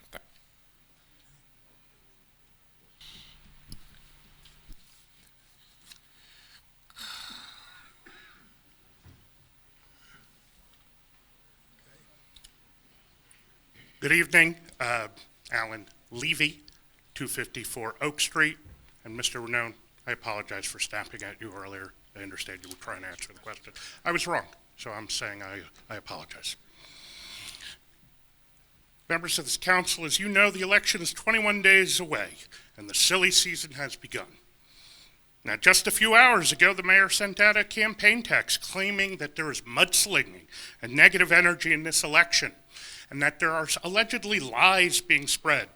Now, ironically, the mayor chooses to ignore his own examples of mudslinging and negative energy. And as everyone in this room is aware, this mayor's administration has engaged in a disturbing pattern of bullying and political retaliation against any dissenting Rahway residents. And many of these are residents I care about, and they have been hurt. Telling the truth is not mudslinging. It's telling the truth. And that's exactly what I'm going to do. I'm going to lay out a list of nearly a dozen examples of bullying and retaliation that is supported by the public record. And as you might suspect, I have the receipts. First, in June of 2021, the city disbanded the Rahway Arts and Business Partnership, which was the district management corporation that operates the Special Improvement District. Did you give a reason to them? Did you give a reason to high-value volunteers like Ron Dolce, Larry Fishman, Joel Schwartz, Patricia Kozlowski? No. You fired them, you dismissed them, you disrespected them, and you never even told them why. Purely as political retaliation. Then, you did the same thing to employees, such as Amy Garcia Phillips and Anne Marie Williams, both paid members, paid employees of the RABP in the town.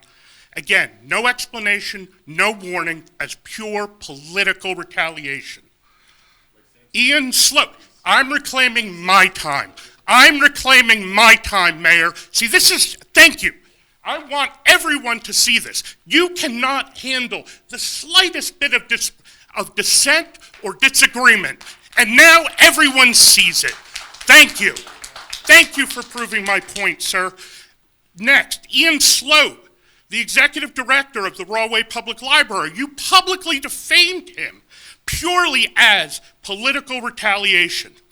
You've got Quinae Palmer, who was terminated as director of the Rahway Teen Summer Program, again, as political retaliation.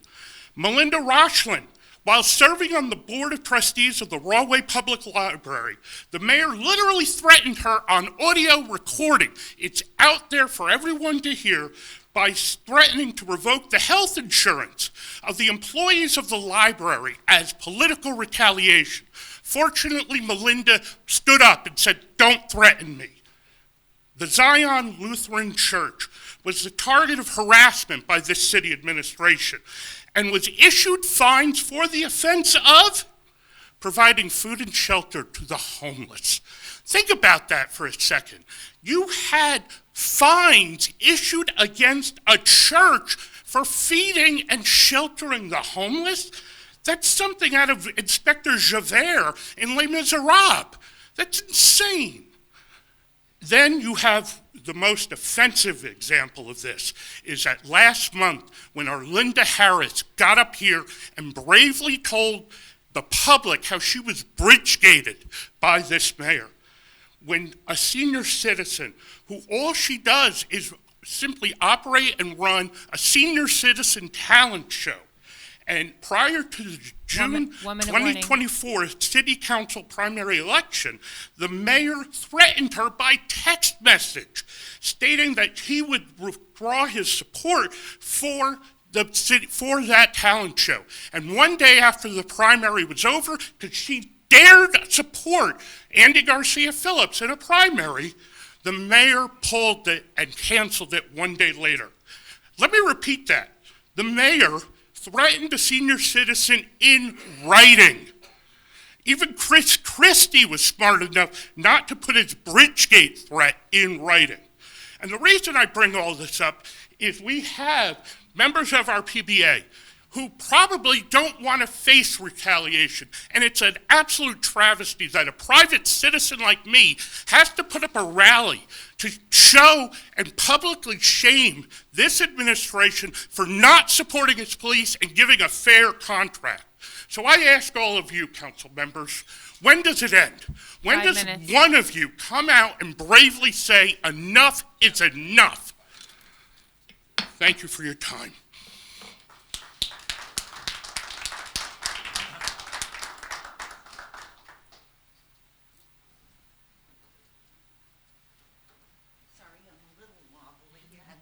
Just had hip surgery.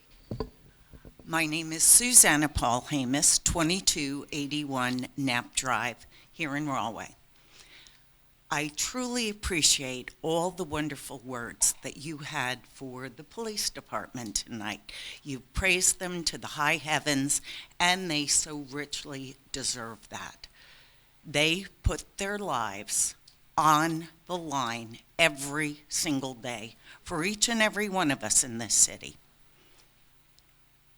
They are the finest police department. I am practically a lifelong citizen, and they have always been a fine police department.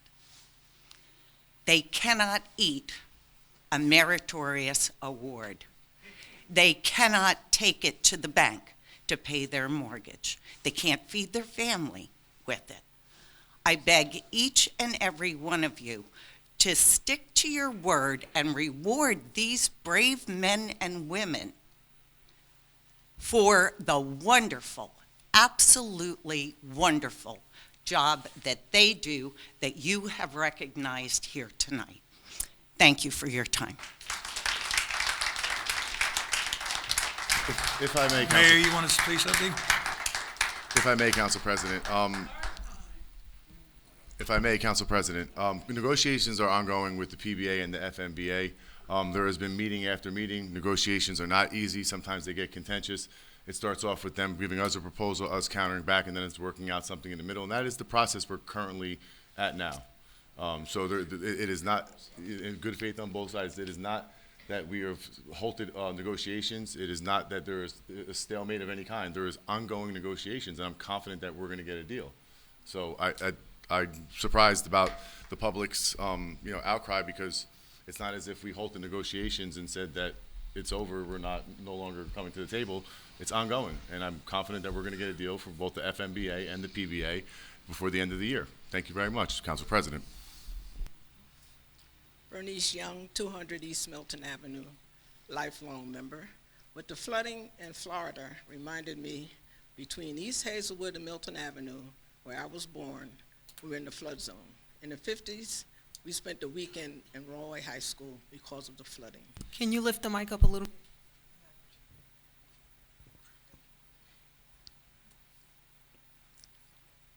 And since it's Italian month, I want to remember my Italian neighbors from, I call my area. We had the Biagis, DeLeo, Frigiletto, and Mancuso. One of the sons was a policeman. Thank you.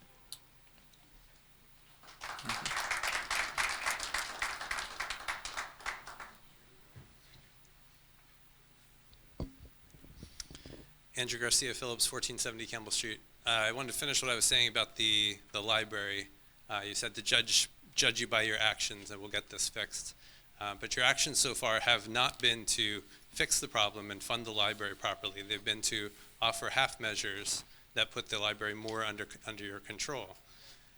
Imagine if you went to your boss and said, hey, I'd really like to get that raise we talked about. And he said, well, I'm not going to give you the raise, but I'll pay your cell phone bill for you. And you looked at him strange. He said, well, maybe I could also pay your electric bill. And you'd say, well, with all due respect, I'd really just rather have the money and pay my own bills. And that's the position that you're putting the library in. The library should be independent. That's why it has its own board. It is not a department of the city. It has all the markings of that you want to control the library, not that you want to fix the problem. And in fact, members of this council have said to people at the library that if you want to restore your funding, you'll have to replace your director. It's outrageous that still 4 years after this director was appointed, we're still fighting this petty little battle over who knows what minor transgressions of disloyalty you perceive. And that the library is still being punished for this is outrageous. As I said last month, this council could fix this problem immediately if you just passed a resolution to amend the budget and fund the library properly. Don't shake your head, because it can be done. Newark just last month made a new contract with their library employees, and you know what they did? They amended the budget to add funding to pay their library employees. Imagine that. We are more dysfunctional politically than Newark. Separately, I just want to, I don't know much about the PBA discussions that are going on, but the PBA did issue a statement that they are not happy with how things are going. This is not back and forth where we're all still getting along. They're not happy with how long this is taking. Their contract expired in December, I think it is. The time to negotiate this was before that contract expired, not after. Lastly, about government transparency, I just want to say two things. I actually want to commend you all for the YouTube broadcast of these meetings is much improved, and that's a great service that you're doing for citizens.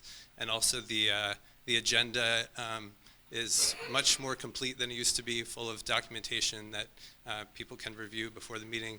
I appreciate that. But in one area that I still have a problem, OPRA requests are routinely delayed and delayed and delayed. As you know, you have now with the new law, I think it's 10 business days to respond to an OPRA request. You may ask for an extension of time if those records have been archived. I asked more than a month ago for the detailed budget so that we can find out what all these huge increases are in the mayor's office and the finance department. And at first, they pretended they didn't know what I meant by these detailed budgets, these line item budgets.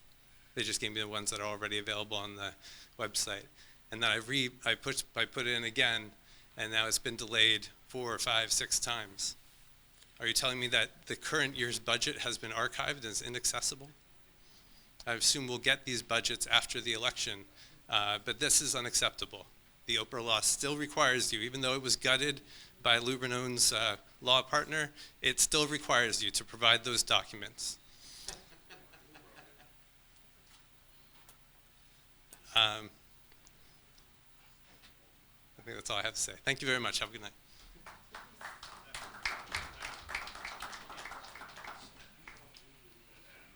It's me again. Can I have 1 minute? You're only allowed to speak once. Okay. All right.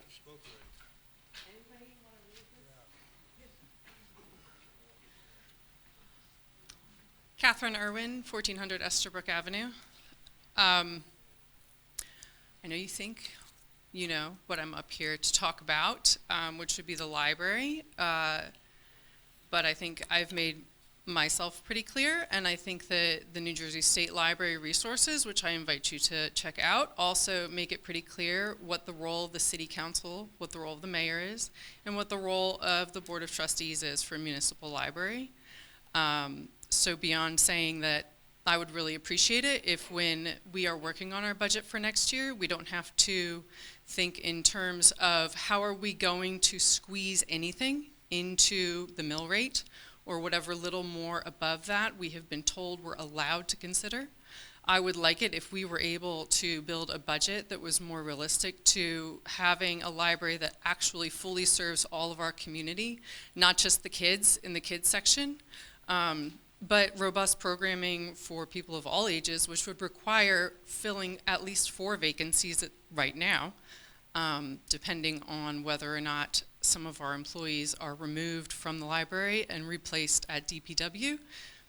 I'm not confident that our staff will all still be here, and we may have more vacancies to fill.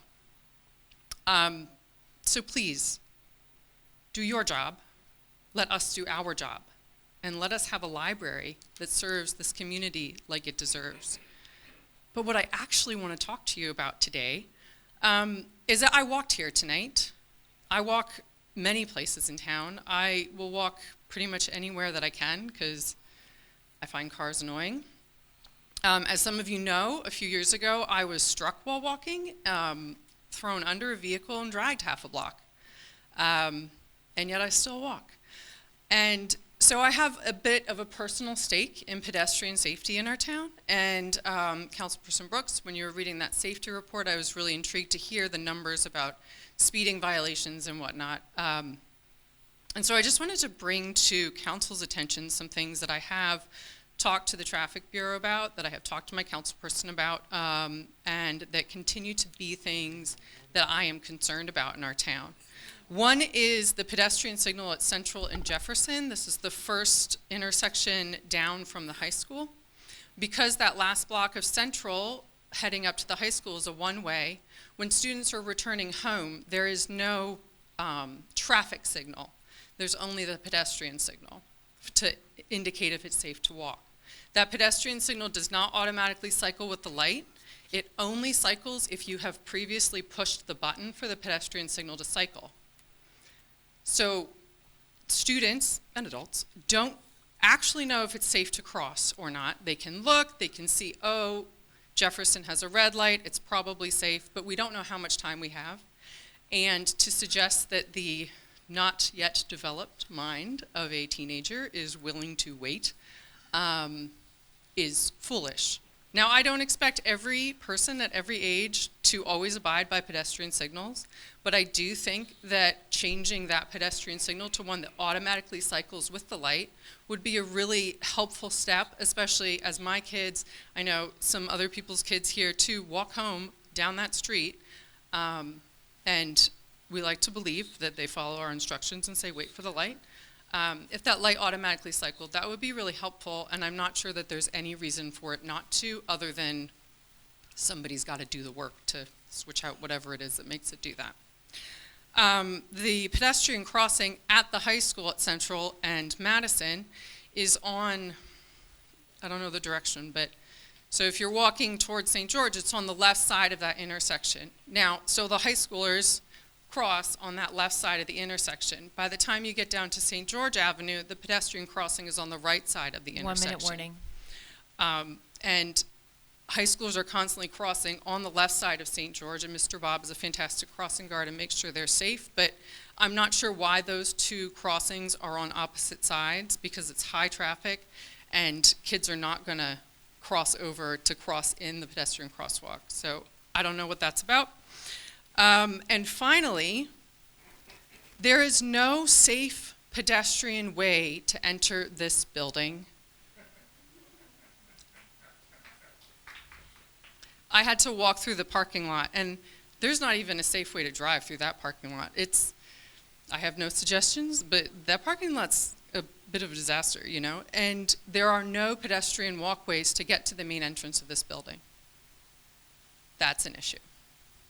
Particularly since it's a handicapped accessible entrance, and if somebody who is having mobility issues in a wheelchair or whatever chooses to 5 wheel minutes. themselves to a meeting in this building, they now have to wheel themselves through the parking lot, and that is a visibility issue. So please consider these things. Thank you.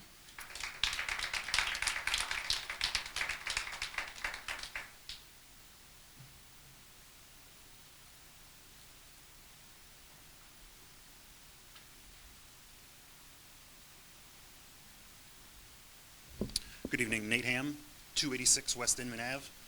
I have a couple questions about some green, some green space in town. One, so Hurricane Ida hit this town and a lot of New Jersey. I believe it was September 6th or something like that, 2021, 3 years ago. The bridge that fell on Irving Street into the river is still laying there. 3 years of debris have collected against it. 3 years of weeds and trees and whatever are growing out of it. It limits access in the river. So that's one. I'm just curious. I came to a meeting, I think, 6 months after that, sometime in that summer. I was told that work was starting at the end of that summer. It's still there. Unless the work got done over the weekend, I was there on Saturday. Unless it got done since then. What's the deal with that? Second, the green space that we're losing in Rahway Park. Now, I know that's a county park, but it's in Rahway, and the lower field of that park has turned into a commercial mulch and logging operation. Concrete barriers, crowd control barriers like you would see at a concert or whatnot, totally blocking off that lower field where we used to play fetch with our dog, access to the river, gone. Any reason why, or, thanks. Council Vice President. Council Vice President, may I? Yeah, thank you.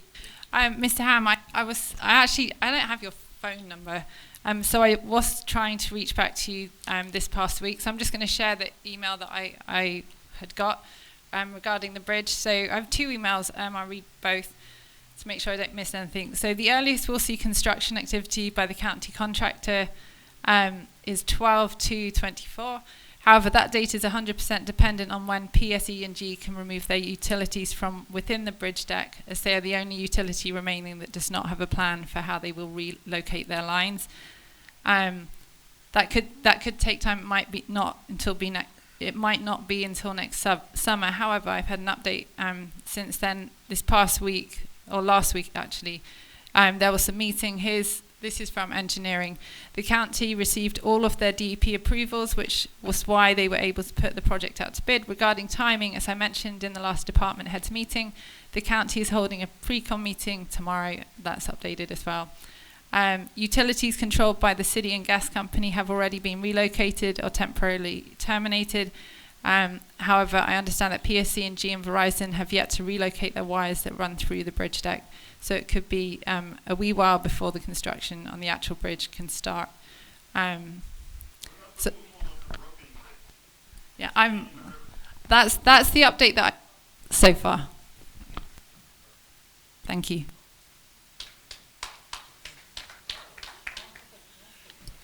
Do we have anyone else?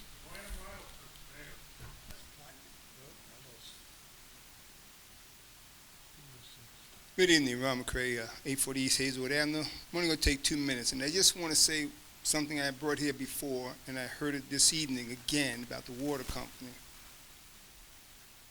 There's an issue, and for me, I'm not here to attack anyone, but I'm here for clarity so I can get an understanding as to the reason why the price. I'm single, I don't use that much water, but yet still I pay close to $200 in the water bill. I know several people live here in Rahway with a family of 4, it's $150. How the heck can theirs be $150 and mine be almost $200? My neighbor's a couple of doors down with a family of 4, his is $190 something, a couple dollars more than mine. And I'm just single. Several years ago, because I brought it here before, in reference to addressing the issue, and the lady, I don't have a name with me, but I wrote it down, was nasty. Told me, well, I can go to the city and maybe I can get a tax break or some kind of break. That was insulting. I can't even see the facility. I don't know what I'm paying for. So to address the issue as to the water, how it tastes, which is important for health. But if I can't see something, I don't have the right to go and visit as I was told I couldn't. There's a problem there. And so as I understood, if they using money to upgrade the facility and whatnot, what facility? What does it look like? Where's it located? It's hidden someplace in the back of somewheres. The bottom line is I can go to D.C. and visit the Capitol, but I can't visit this place. There's a problem here. You see, there's a serious problem. Unless somebody here could tell me you paying $200, $300, $400, and I know most of y'all have families, then I shouldn't be paying that kind of money if your bill is less than mine. The question is, I'd rather have this person, whoever's in charge, come here and give clear indication as to why. Because the last thing that I was told from the lady that was sarcastic said, well, Trenton, the public utility gave them the right to raise the prices 10% on the sewage. Okay, the sewage. I don't have new sewage. Ain't nobody been there since I've been living in Rahway. So nothing is new there. So the question is, why am I paying all this money as a single person? And the other people are paying less, a family of 4. Something's wrong with this picture. And so the last thing is that, as she indicated, because when I went there, I remember the guy's name, told me his name was Andrew or somebody, but anyway, he was nasty too. The sign says for visitors. Then he turned around and says, well, you can't because you're not a vendor.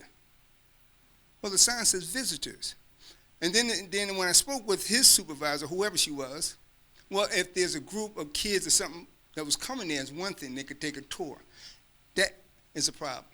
So I would say right now, anybody and everybody here, even the council, well, let's go over there as a group then. Because unless they're going to tell you you can't come here, there's a problem here. So the thing is, will I go by myself or with a group? I still should have the right to know why my water bill is going up, while the price is sky high, and what am I paying for if I don't even know if I never saw the place. As a matter of fact, Councilman Mojica, I brought it to his attention several years ago. Never got there. The question is why? What is the issue to go and take a tour to see what it is that I'm paying for? If it's off limit, if it's top secret, there's a problem. Everybody here can go to Nassau. You can go to Pentagon. But I can't go here. There's a problem.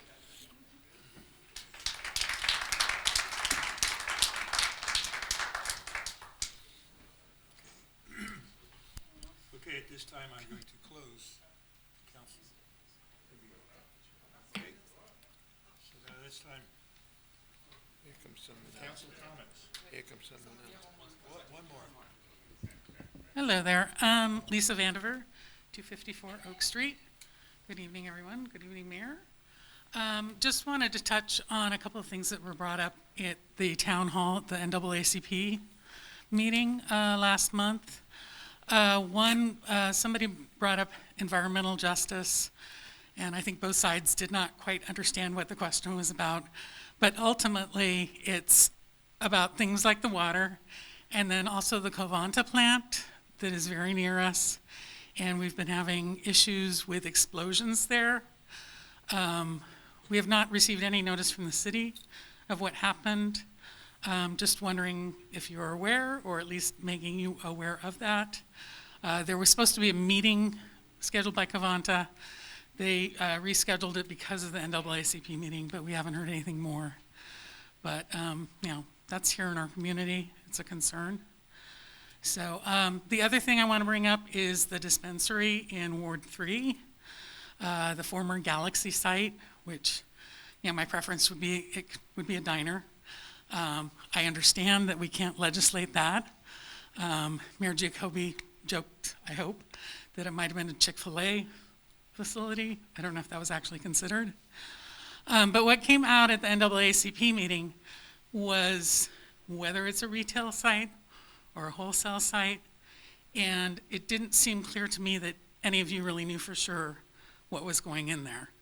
So I just wanted to get some clarification on, is it retail, is it wholesale, what's happening with the site, because it's an eyesore, and what are the considerations for traffic, given that we have a Wawa there now, we have a problem with left-hand turns anyway, and this is just going to be a greater problem. So, that's fine. If anyone has any clarification, that'd be great, or not. But thank you.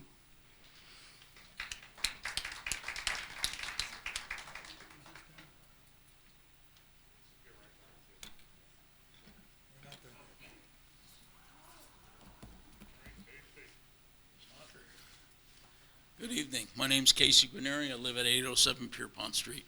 Sorry to hear about your mom. I want to bring to your attention on the corner of Lake Avenue and Pierpont. There's Roosevelt School there. Big problem with people running through the stop signs. See it constantly. And if you want to back up what I'm saying, just ask the crossing guard. There's been accidents while he's working there. So I need you guys to take that in consideration, maybe look into that to get a four-way put up, something with lights. Yeah. Second, our water. our water, I worked in Rahway Hospital for 10 plus years. In the wintertime, our water tastes like sodium or like salt. All right, our water, I'm a retired chef. If you think our water tastes good, we need a little training on your taste buds.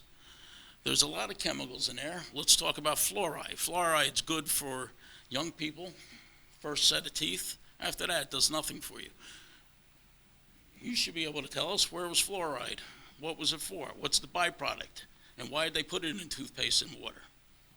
Because they weren't allowed to dump it into the water anymore, because it was polluting everything. So why are we drinking it? That's what I wanted to say. Thanks. Have a good night.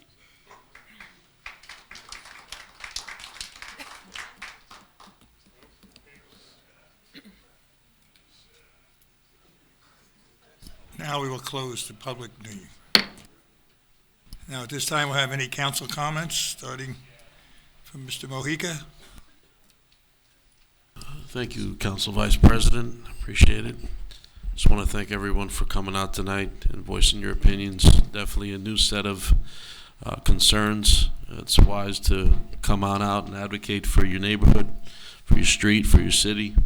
I mean, we don't have eyes everywhere, and it's good to see that there are eyes looking. I hope that we're going to be able to address these situations.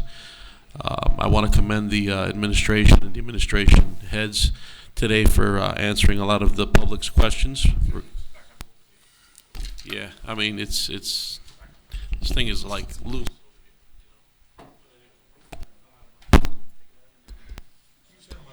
All right, forget it. All right. So, yeah, so I don't, so I think that we'll definitely be on and work together. Obviously, the council is always willing to work together. I do see, though, the mayor's here every time, and I commend him for being here. It's amazing. It's very difficult, given our previous administration, where the mayors, were absent.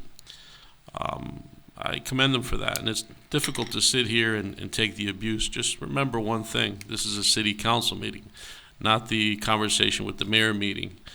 It's very wise to just approach the council, and when you speak to the council, you address the council. You don't address the mayor. Obviously, we're here to help you out. So if we can't directly have conversations and back and forth with you outside of this, then what are we doing here for? Anyway, happy Halloween to the kids. Be careful out there, motorists, especially on Halloween. I know there's concerns with traffic and speeding, and that's something that's always a thing. But of course, on Halloween, there's going to be more kids out there than any. So be careful, have a safe, be mindful of everyone, and see you next month.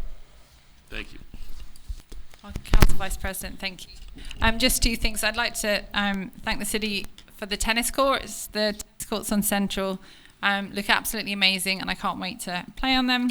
If anyone wants to play tennis with me, I'd welcome a game. As nobody I know really plays, but some people do, obviously, except I don't have anyone to play with. There we go. Anyway, the other thing is the Friends of the Rahway Library is having a tapas trail on October 23rd. All the money raised on the tapas trail goes to pay for things that the library wants. So that's just those two things. Thank you very much. Stay safe and have an enjoyable Halloween if you celebrate it.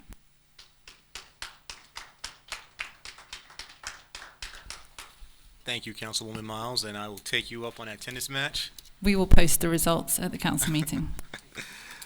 I want to start by saying thank you to the public. It's clear to me, I'm sure it's clear to many people, my council colleagues, there's a lot of great people that come to these meetings.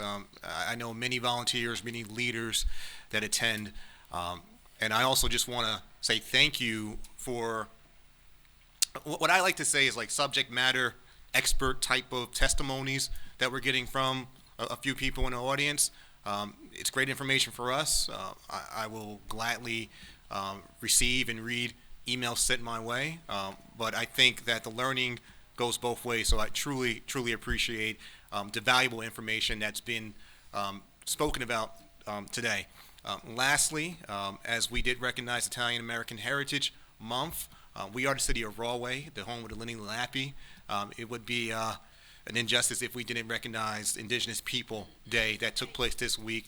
Thank you to Ms. Rolong for bringing that to our attention. But yes, many people do have Indigenous heritage, and in Rahway, we celebrate our diversity. Our diversity is our strength, and of course, we have a debt to pay to our Native Americans. So thank you very much. Thank you, Council Vice President. Thank you to the Mayor and Administration, and thank you all. Good evening. I want to echo the sentiment of thanking the individuals who come out and speak and provide us with your lived experiences and your concerns. I want to thank Mr. Markey. I've been in these parts for a little over 20 years, and the day I walked in town, I do believe I met you, sir. I appreciate that for as long as I've known you, you have spoken for the trees. We value your input, we value your guidance, and we certainly will be in touch. Regarding the Rahway River Park, I will definitely look into it and ask our administration to inquire further about what's going on. Unfortunately, I have not been over there, shamefully, in a while, so I was unaware that those parts, that section was being overutilized. And to echo or to express also my concern for the pedestrian safety. I think as we get more traffic calming devices and more traffic calming measures taking place in the city of Rahway, we'll find that more and more we're really creating a safer pedestrian town. So yes, my children do walk from school to home, and so it's not just for my family's safety, but for the reasons that were expressed this evening. Pedestrian safety matters. Thank you so much.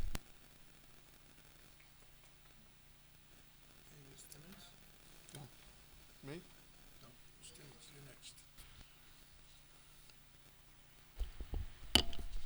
Good evening, everyone.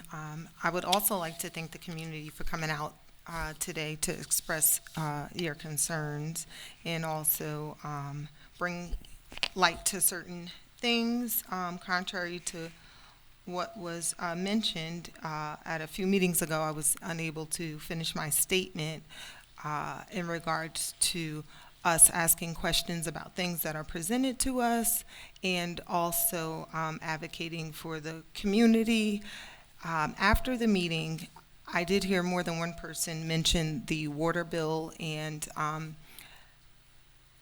with us using the same company and having different rates applying, as you mentioned, one versus a family of 4 or 5. And based on my expertise and experience working within housing, I would like to speak to you or whoever may have those questions still after the meeting to express some other options that could be available in regards to finding out why there is a large variance in regards to the billing. So I will stay a few minutes after the meeting for that. I would also like to once again mention Breast Cancer Month in the events that are taking place within the community. If you're available, please do attend. And I would also like to congratulate those that received awards today from the police department. I think that's pretty awesome. And we thank you for all of your hard work in keeping the city safe. Thank you.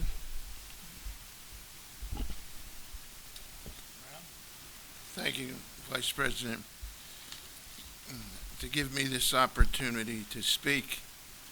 I would like to say to the city of Rahway, when we talk about what Rahway is doing and what Rahway has done, and I'm just going to be very brief, because what I'm going to do is to just give you maybe 4 or 5 things in which the city has given me the opportunity to do. And it's given me the opportunity with the mayor to give me the time to do this. Now, let me say this. I've been on council for a few years. I remember Danny Martin, Jimmy Kennedy, Rich Proctor, Sam Steinman, and now Raymond. And let me say this, I only knew maybe one or two people that came up that I recognized was Cassio. So he can see what this... Mr. Cassio. Let me say it again. Excuse me. It's Mr. Cassio. Okay? I'm not here for a thing of name calling because it doesn't get... All right. I know Mr. Cassio. Okay? Now, see, like a guy says, take your marbles or your bat and go home. Now, let me say this. The Shade Tree Commission that's needed within the city through Mr. Markey, that's a very intelligent person that knows a lot about the city and gardening and farming, and it should be done. Jimmy Kennedy was always a gentleman that was concerned about the tree situation in Rahway. There are programs that they get trees and you can get grants for if we look for it.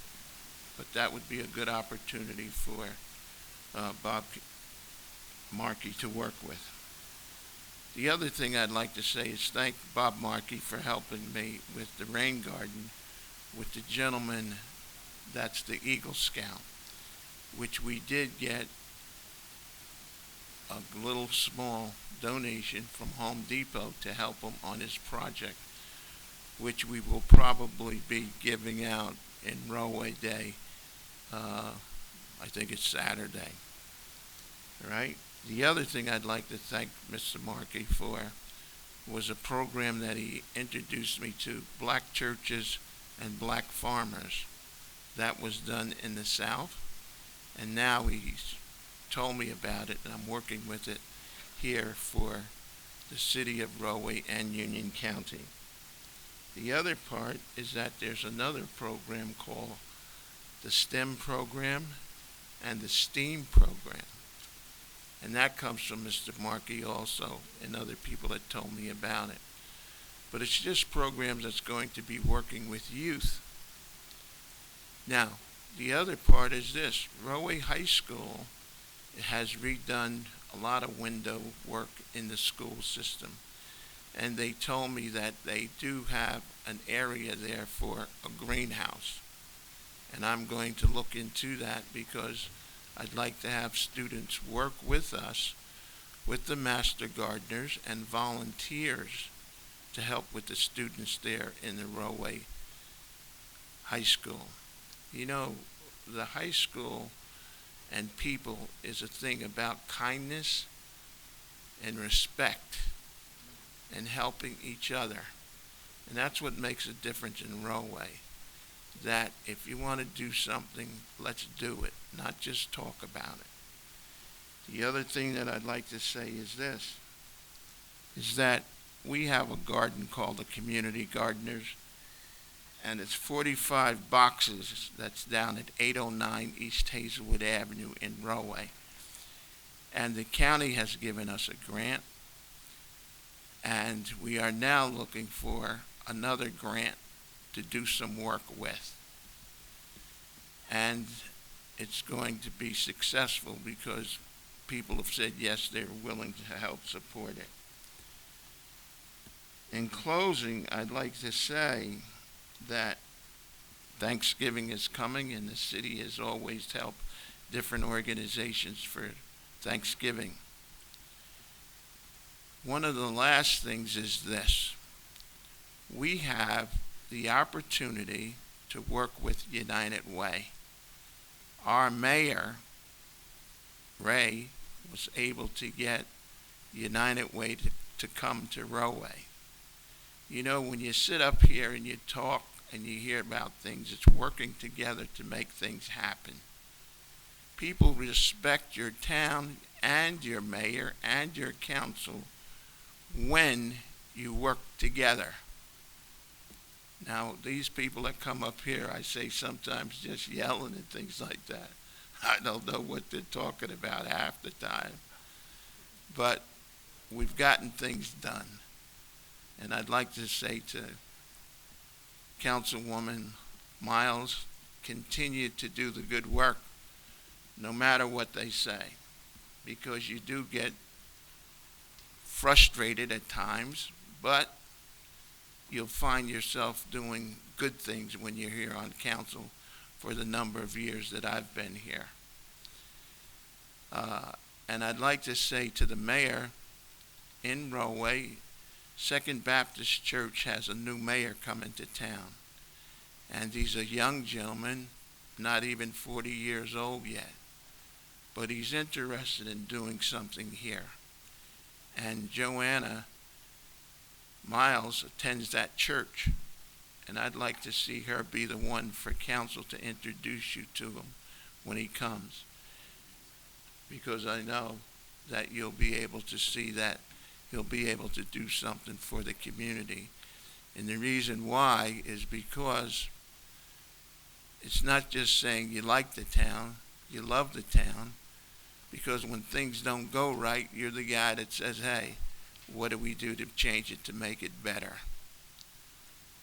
And I'd like to say in closing too that I'm not feeling too good, but I'm doing better. And when I hear about the library, it just gets me to a point of saying it can be worked out with good people wanting to do things that are good. I remember when we had Jimmy Kennedy being the mayor, we did a lot of good things. The mayor here still wants to do good things for the library and good things for the town. I appreciate working with him. He's a young guy that has a lot of energy. You know, when you get my age, you start to slow down a little bit. But I'd say, I don't know how old you are, Mayor, but I'm only 81.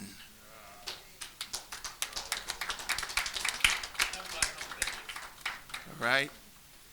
And I've given a lot to the community. But I appreciate it. My family, the mayor's family, has made my family, you know, good. The JFK Center in Rahway that helps the community, the African American community to do things. I appreciate that. Because if you don't have someone to help you, you can't get it done. Especially in the political structure. Thank you, Vice President. I would just like to thank my city clerk for getting me through today's meeting. My second question is to Mr. Markey. Did you really count all the trees in Rahway? But I just want to compliment everybody for coming here today. I've been a councilman for 6 years, a little over 6 years. And I tell you, the last 6 months, I've seen such a big change, people coming to the meetings. And we're learning a lot, all of us, all the people on the council, from everybody here, what's happening and what's going on in the community. And it's good to see. I know a couple of people get a little rough and all, but we can still take you to whatever it is, no matter what. And I will be wearing my orange tomorrow. Thank you. Motion to adjourn? I'd like the motion to adjourn. So moved. I second.